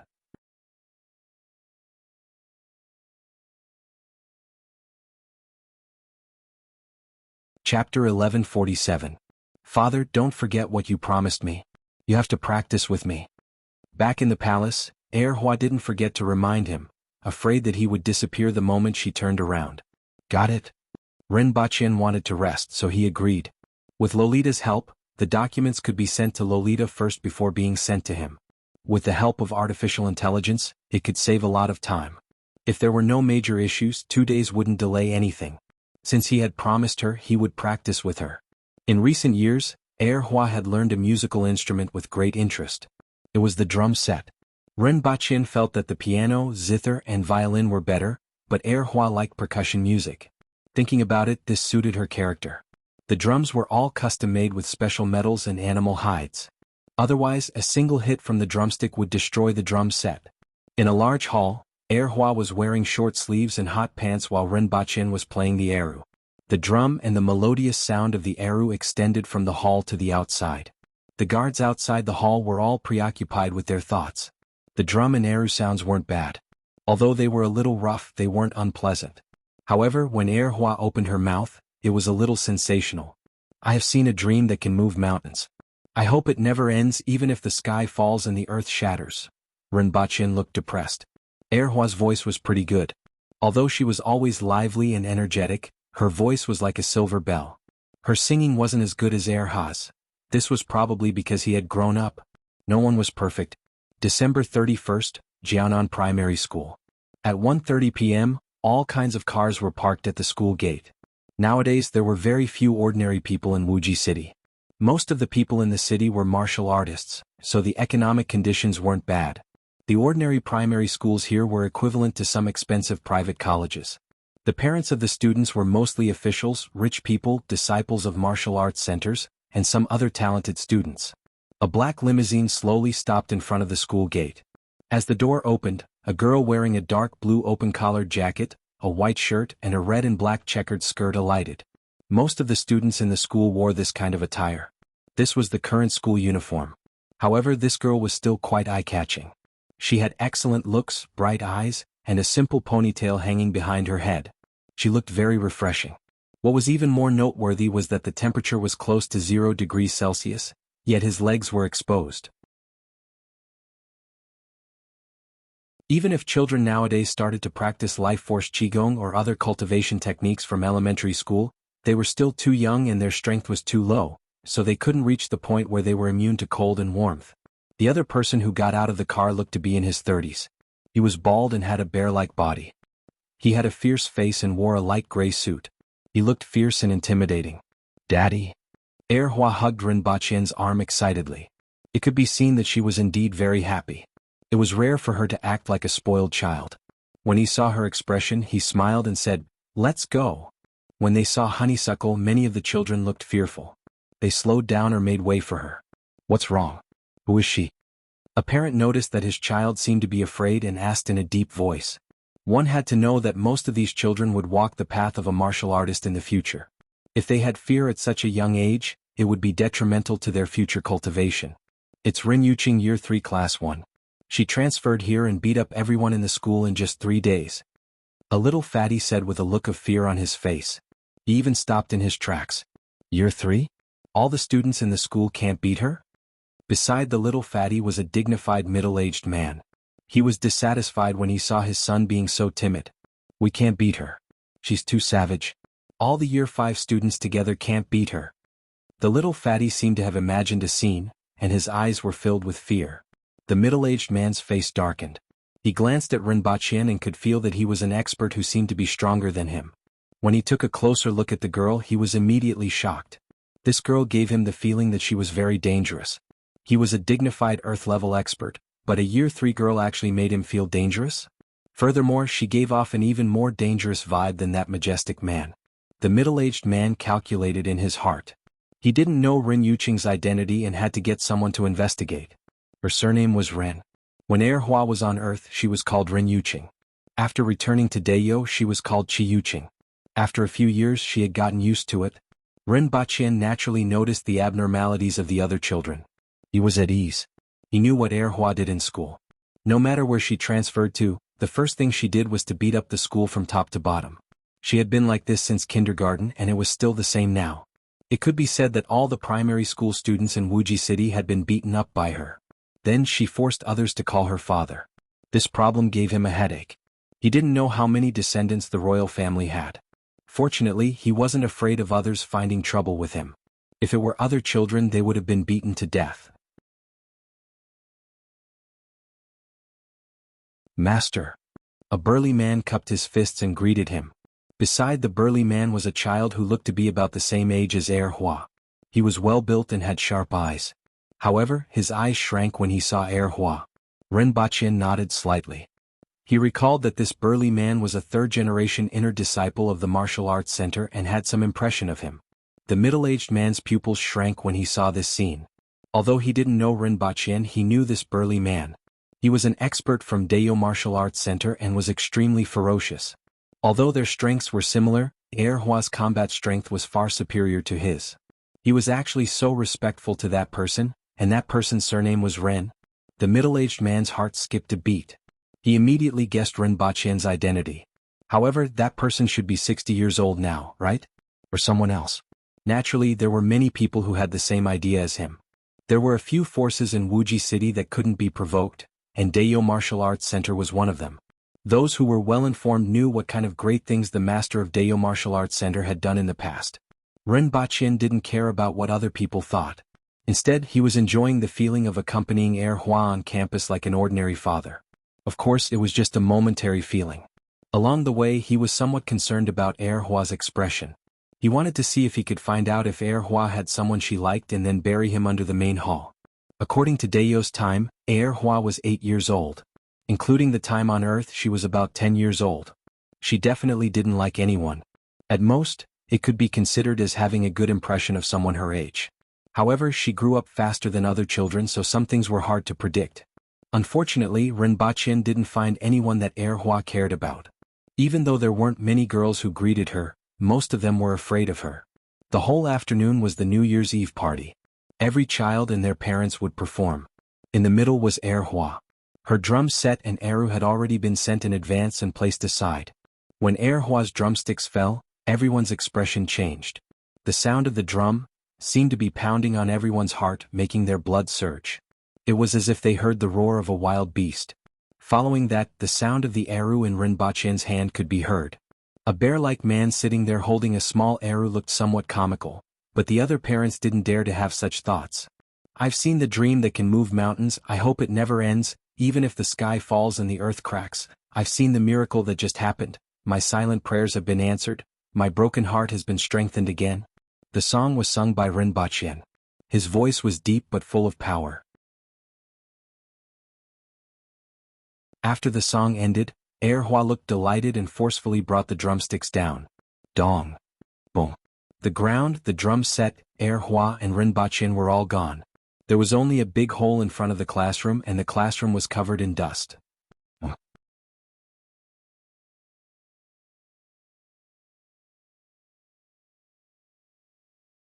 Chapter 1148. Rinpoche and Hua returned to their residence dejectedly. Both of them were fine, but a few second-year students were injured downstairs. The most unlucky one was their head teacher, who was directly hit. This caused a small disturbance. However, Honeysuckle's expression showed that he was quite happy. Although the ending wasn't perfect, attending the New Year's Eve party with her father was enough to make her happy. "Brother, are you in Wuxia City?" Rinwanyin asked directly after picking up the call. Rinpoche saw a trace of excitement in his serious face. With his current status, it seemed that something big had happened and that there were great benefits. "What happened?" "I'll be there soon. I'll tell you when I arrive," Rinwanyin said. A moment later, the flying car landed on top of the building. The domestic air traffic control had never been relaxed. Except for a few departments, it was difficult to apply for air routes even if one had the money. More importantly, the procedures were troublesome.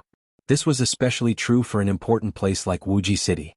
Rinwanyin actually came by flying car, which showed that there was indeed something important. "Yuqing has become prettier." Rinwanyin laughed as soon as he entered the house. "Let me hug you." "Men and women shouldn't touch." Hua smiled faintly. "Are you trying to take advantage of me, second uncle?" Rinwanyin's expression suddenly froze. Rinxia snickered behind him. "But if there is a gift." Hua dragged her words. "Have you finished your homework?" Rinpoche glanced at her. "I'm done." Honeysuckle smiled. As for whether she had finished her homework, only she knew. "Then write it again." Hua stared at Rinpoche in disbelief and asked, "Are you my biological father?" "Yuqing, this is for you. It's the latest red badge." Rinxia took out a box. This was the latest communication device. It was red like a flame and looked like a badge. It was quite exquisite. Most importantly, this red badge was a limited edition, and there were only 999 of them in the world. The general edition was an azure badge. In addition to the color, there was also a generation difference in performance. "Thank you, Brother Rinxia." Hua smiled. "In a few years you will look younger than Rinxia." Rinwanyin sat down and laughed. Rinpoche laughed. It wasn't that he looked younger than Rinxia, but that time was different. In a few more years, Rinxia would even be older than him. This was something that could not be helped. "How far has your research progressed?" Rinpoche asked casually. He had heard a little about the pharmaceutical laboratories that Rinwanyin had invested in. Rinpoche's parents were in their 90s, but they were still quite healthy. Most of this was due to the medicine that Rinpoche brought back from Dayo and the natural increase in their lifespan after attaining the Manwil level. The laboratory that Rinwanyin invested in also had some results. Regarding the repair of mitochondrial dysfunction, there has been some progress. If I reach the Manwil level, I can extend my lifespan by 30 years. I also have a direction for a coenzyme. If I succeed, I can extend my lifespan by another 10 years.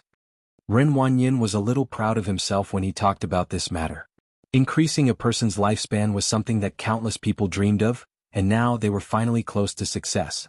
"Good," Rinpoche praised. He didn't ask how much it cost. In any case, no matter how high the price was, the Rin family could still afford it.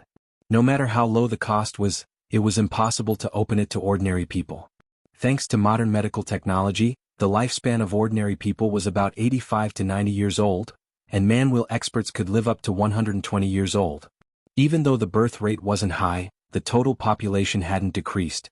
If another 40 years were added, it would be 160 years old.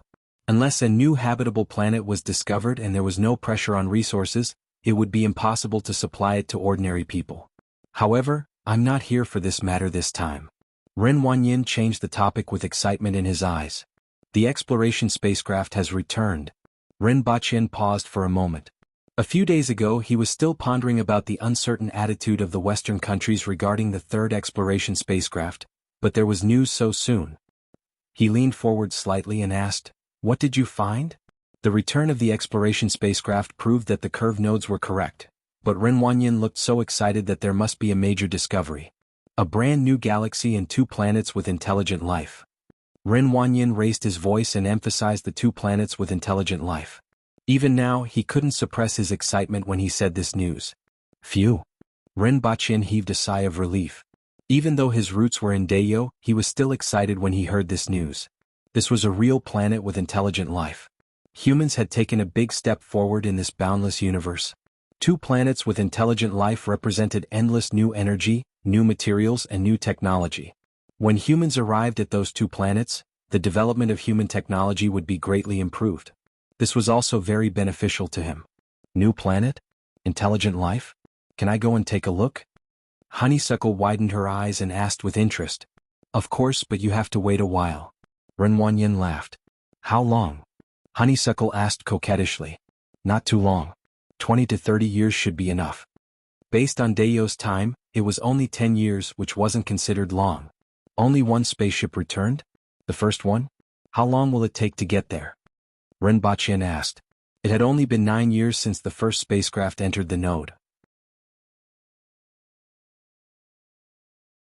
It would take at least 2 to 3 years to explore that new galaxy, which meant that it would take about 3 years for a one-way trip. The returning spacecraft is one of the second batch of 3, and it should take less than a year to jump to that galaxy. However, that node is said to distort time and space and affect electronic equipment. The records on the exploration spacecraft show that 7 years have passed in that new galaxy, but the time from entering to coming out of the node can't be calculated. I'm afraid that we will need to wait for the 3rd batch of spacecraft to get an answer. There should be people accompanying the 3rd batch of spacecraft. Ren Baqin's heart skipped a beat. It had only been 5 years since the 2nd batch of spacecraft set off. It seemed that the equipment had indeed been affected. The exploration spacecraft also brought back a lot of information. Ren Wanyin pressed the watch on his wrist, and an image appeared in the air. This was a galaxy larger than the solar system. There were a total of 13 planets, 2 of which were similar. One was slightly larger and the other was slightly smaller. Blue and green areas could be seen on both of them. These must be the 2 planets with intelligent life. Between these 2 planets there was a red satellite. There are 2 kinds of human-like creatures on these 2 planets, and they have developed a civilization. However, their level of civilization is much lower than ours and is equivalent to the level of a feudal dynasty. As images appeared, there were planets, continents, and buildings. Finally, a tall human-like creature with 2 horns on its head appeared in front of him. This kind of human-like creature is very strange. Ren Wanyin introduced. However, Ren Baqin's eyes widened and he cried out, "Thunder Barbarian!" He subconsciously exerted force and the sofa immediately shattered. First, set a small goal such as 1 second. Remember, Scholar House.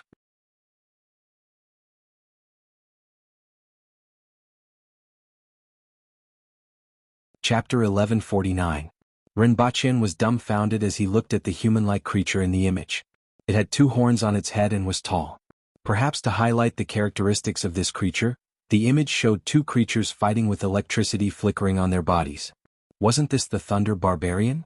Wasn't the Thunder Barbarian a foreign race from the 237 regions? How could there be Thunder Barbarians in a newly discovered galaxy? Ren Wanyin and Ren Xia were surprised to see such a big reaction from Ren Baqin. Both of them knew that Ren Baqin had a lot of secrets. After so many years, Ren Baqin didn't seem to have aged, which was enough to shock them. Ren Wanyin had also heard some things, but he had only heard a little from a few special department officials. When they realized that he wasn't clear, they kept their mouths shut. Seeing Ren Baqin's reaction, both of them were a little shocked.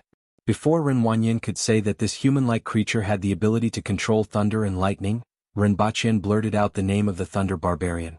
It was obvious that he knew this human-like creature. So this human-like creature is called the Thunder Barbarian. Ren Wanyin secretly noted it down and didn't ask any more questions. After so many years, Ren Baqin hadn't told him about this, presumably because he didn't want him to know. Maybe it's called the Thunder Barbarian or maybe something else. Ren Baqin pressed a button on the table. After a while, someone came to clean up the sofa and moved in a new one. Not many people would keep a spare set of furniture at home, but Ren Baqin not only kept it at home but also more than one. Ren Baqin sat back on the sofa and was silent for a long time. His mind was in a mess and he almost thought that Zixiao had been discovered. However, the other planet told him that this wasn't the world where Dayo was. There wasn't another habitable planet in that world. At such a close distance, it was impossible not to discover it if there was one. Also, the size of this planet wasn't right. According to the previous calculations of the exploration spacecraft, this planet was only half the size of Earth, and the other planet was only 20% larger than Earth. Great Xia Dayo and the Qin nation covered an area that was close to half of Asia. The 60,000 mountains was even larger than this and was equivalent to a large continent. There were also the 237 regions. Although he didn't know how big they were, the distance was calculated by years. According to the laboratory calculations, Zixiao was at least 10 times the size of Earth. After thinking for a long time, Ren Baqin asked, "Are there also such human-like creatures on the other planet?" "No, it's something else." Ren Wanyin showed a set of pictures that were taken from top to bottom. The picture depicted a humanoid creature with 2 to 6 arms, the Ba Pu clan. Ren Baqin knew what they were at a glance. He did not expect that there would be Thunder Barbarians and 8 Arms race in this galaxy, and they belonged to 2 different planets. The 2 planets were dominated by these 2 humanoid creatures, and they had even built their own civilizations. In Dayo they were one of the tens of thousands of races. Previously he had felt that it was very strange that there were myriad races there. No matter what, a world should not have given birth to so many intelligent life forms. Moreover, the population was not large, as if every life form could become an intelligent life form. But that was impossible. Based on the current situation, it was very likely that the myriad races were like these 2 races, coming from the outside world. Or, conversely, the 2 races in this galaxy came from Purple Cloud Earth Star. Of course the former was more likely. What about the human race? The language was similar to China's, and there were some mythical creatures that were similar to China's. Did the humans in that world come from Earth, or did the Chinese on Earth come from there? Or did both sides have other sources? Ren Baqin knew too little, and he couldn't figure out the main points no matter how hard he tried. He put this matter to the back of his mind first. At present, the most important thing was the matter of the new galaxy and the 2 foreign races. Take a look at the details of those 2 planets. Ren Baqin said. The planet where the Thunder Barbarians were located had a total of 4 continents. 3 of them were inhabited by the Thunder Barbarians, and the other one was too far away for the Thunder Barbarians to reach. There were only some wild creatures on it. The 3 continents combined weren't smaller than the continents of Asia, Africa, and Europe. However, there were very few cities, no more than 1,000, and they were scattered around like stars. Among them there were 6 largest cities. In the cities there were stone houses with pointed roofs and an iron needle on top. The tallest one was no more than 3 stories. Judging from the size of the cities, there were at most 1 million people. The other cities generally had tens of thousands to hundreds of thousands of people. The cities were surrounded by walls that were about 20 meters high, and there was a moat outside the cities. The main means of transportation were beast carriages. One was like a giant rhinoceros that was dozens of meters long, had a colorful body and a horn on its head. In addition, there were several types of small beast carriages. The Thunder Barbarians were more developed in terms of animal husbandry, but the agricultural area didn't seem to be large. However, there were large areas of fruit forests around each city. There were pumpkin-sized fruits on the trees, which were probably the staple food of the Thunder Barbarians. In addition to the thousands of cities, there were also a large number of villages in the wilderness. The level of civilization development was roughly equivalent to that of the Tang and Song dynasties. The population was about a few hundred million but no more than 1 billion. Looking at the Ba Bai people, their technological level was actually higher than that of the Thunder Barbarians. Their buildings and clothes were more exquisite, and the area they lived in was smaller than that of the Thunder Barbarians. However, the number of cities they had was double that of the Thunder Barbarians. However, Ren Baqin knew that the development of these foreign races was different from that of Earth. The most important thing was individual strength. He didn't know how strong the experts on these two planets were. If they were like Zixiao, there would probably be existences that surpassed the Empress. If they wanted to occupy them, they would have to destroy the experts of the foreign races in the sky. If they occupied them on the ground, they would definitely be defeated by the other party. It was also very difficult to destroy the experts of the foreign races in the sky. It could be seen from the Empress's previous battles that she was extremely sensitive to danger at this stage. Unless a weapon of mass destruction like a nuclear bomb could produce considerable lethality in a large enough range, it might not be able to destroy the other party. After thinking about it, Ren Baqin smiled. He was used to seeing the foreign races. His first reaction when he saw them was how to destroy them. How to deal with them would depend on the plans of the governments of each country. Are there any videos of their battles? Ren Baqin asked. Yes, and 2 battles were filmed, Ren Baqin replied. Both battles belong to the Ba Bai people. In the video, the 2 sides of the Ba Bai people first drove huge beasts to charge into the battle formation, and then they exchanged blows.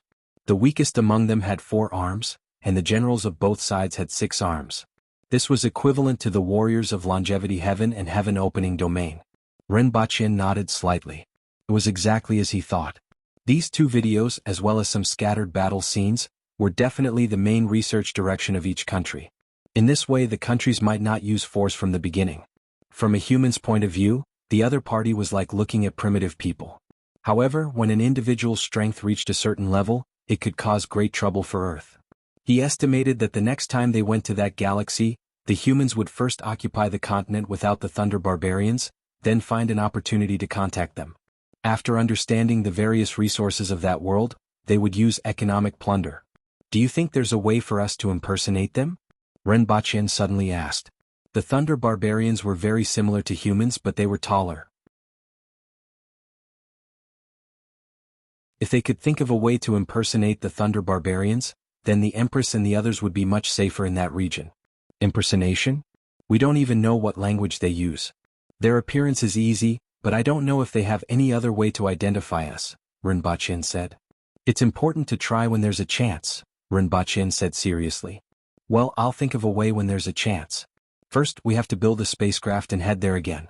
Those countries have been wavering, but I think they will be able to make up their minds this time. No country will allow itself to be excluded from the next exploration. Ren Baqin laughed. How long do you think it will take? Ren Baqin asked. It should be within 5 years or even sooner. That node only reaches that galaxy? Are there any more nodes in that galaxy? According to Professor Luo Jiming's calculations, this is a whole curve with many nodes, and this node is only one of them. I'm not sure about the specifics, and I'm afraid even Professor Luo Jiming might not be fully aware of it, Ren Wanyan muttered. Ren Baqin knew that Professor Luo Jiming was a true genius among geniuses.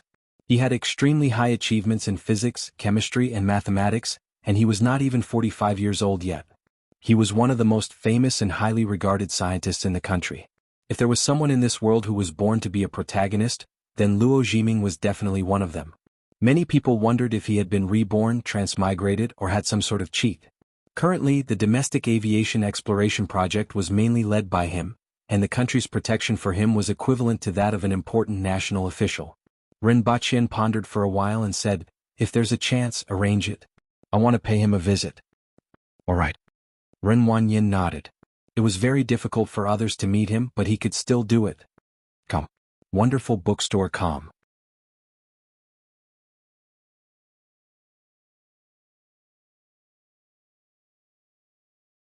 Chapter 1150. Academician Luo. Ren Baqin greeted him. He had seen photos of this person on the internet, but it was his first time seeing him in person. He had to admit that this person was a natural winner in life. It was enough for him to earn a living with his face, but he had outstanding achievements in 3 fields.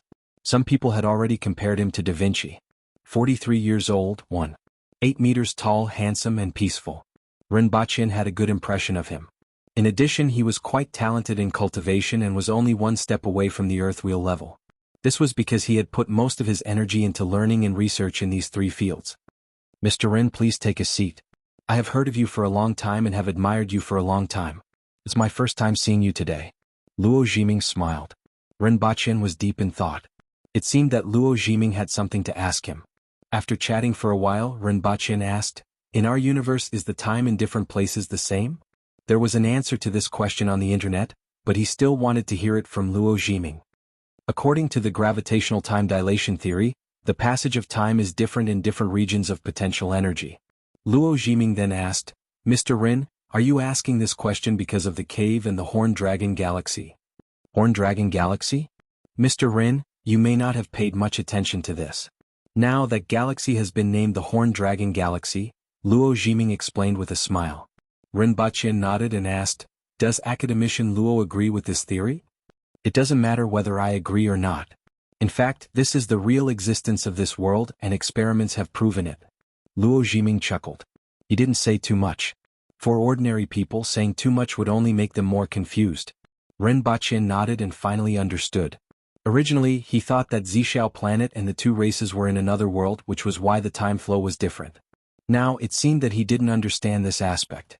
In other words, Zhixiao planet and Earth might also be in the same universe, but they were very far apart. Then Ren Baqian asked about curves and nodes, and Luo Jiming answered them one by one. There were still some questions he wanted to ask, but they involved too many things. After thinking about it, Ren Baqian gave up. Instead, it answered Luo Jiming's question about the so-called grotto heaven, which made Luo Jiming thoughtful. Ren Baqian didn't hide too much and told Luo Jiming that there were also suns, moons and stars there. This led Luo Jiming to guess that it was a different planet in the universe just like that galaxy. On the contrary, Luo Jiming was rather interested in how Ren Baqian got through the winter. It was a pity that he couldn't divulge this information. The two of them had another meal, and it could be said that they had developed a little friendship. Perhaps they would meet again in the future. If possible, Ren Baqian really wanted to kidnap him and bring him back to Dayo. With such a person around, Dayo's progress might improve by a lot. Unfortunately, he also knew that if it was someone else, the country might be able to tolerate it. But this person in front of him, the country could not afford to lose. Another ancient tomb? How many times has this happened in the past few years? Ren Baqian was slightly stunned when he heard the news when he returned to Dayo. The 13th in 5 years. A big man from the Jing tribe said.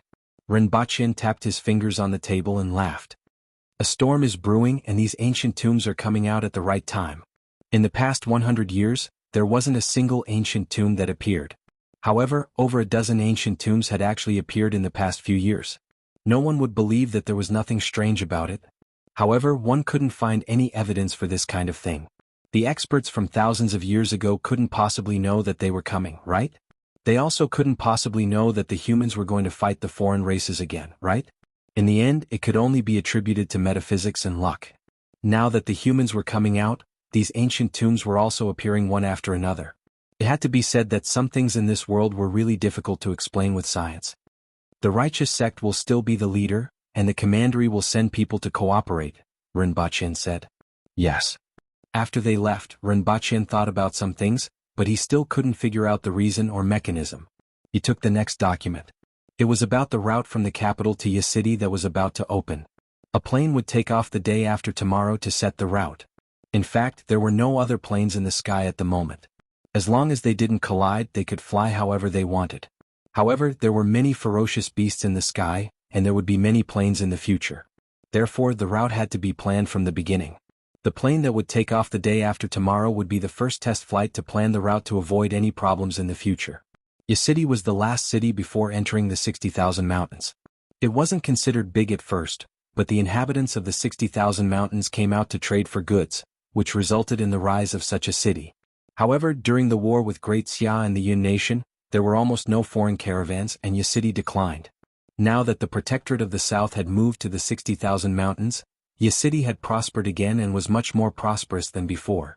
Now that Yi City had been expanded once, there were about 150,000 permanent residents in the city.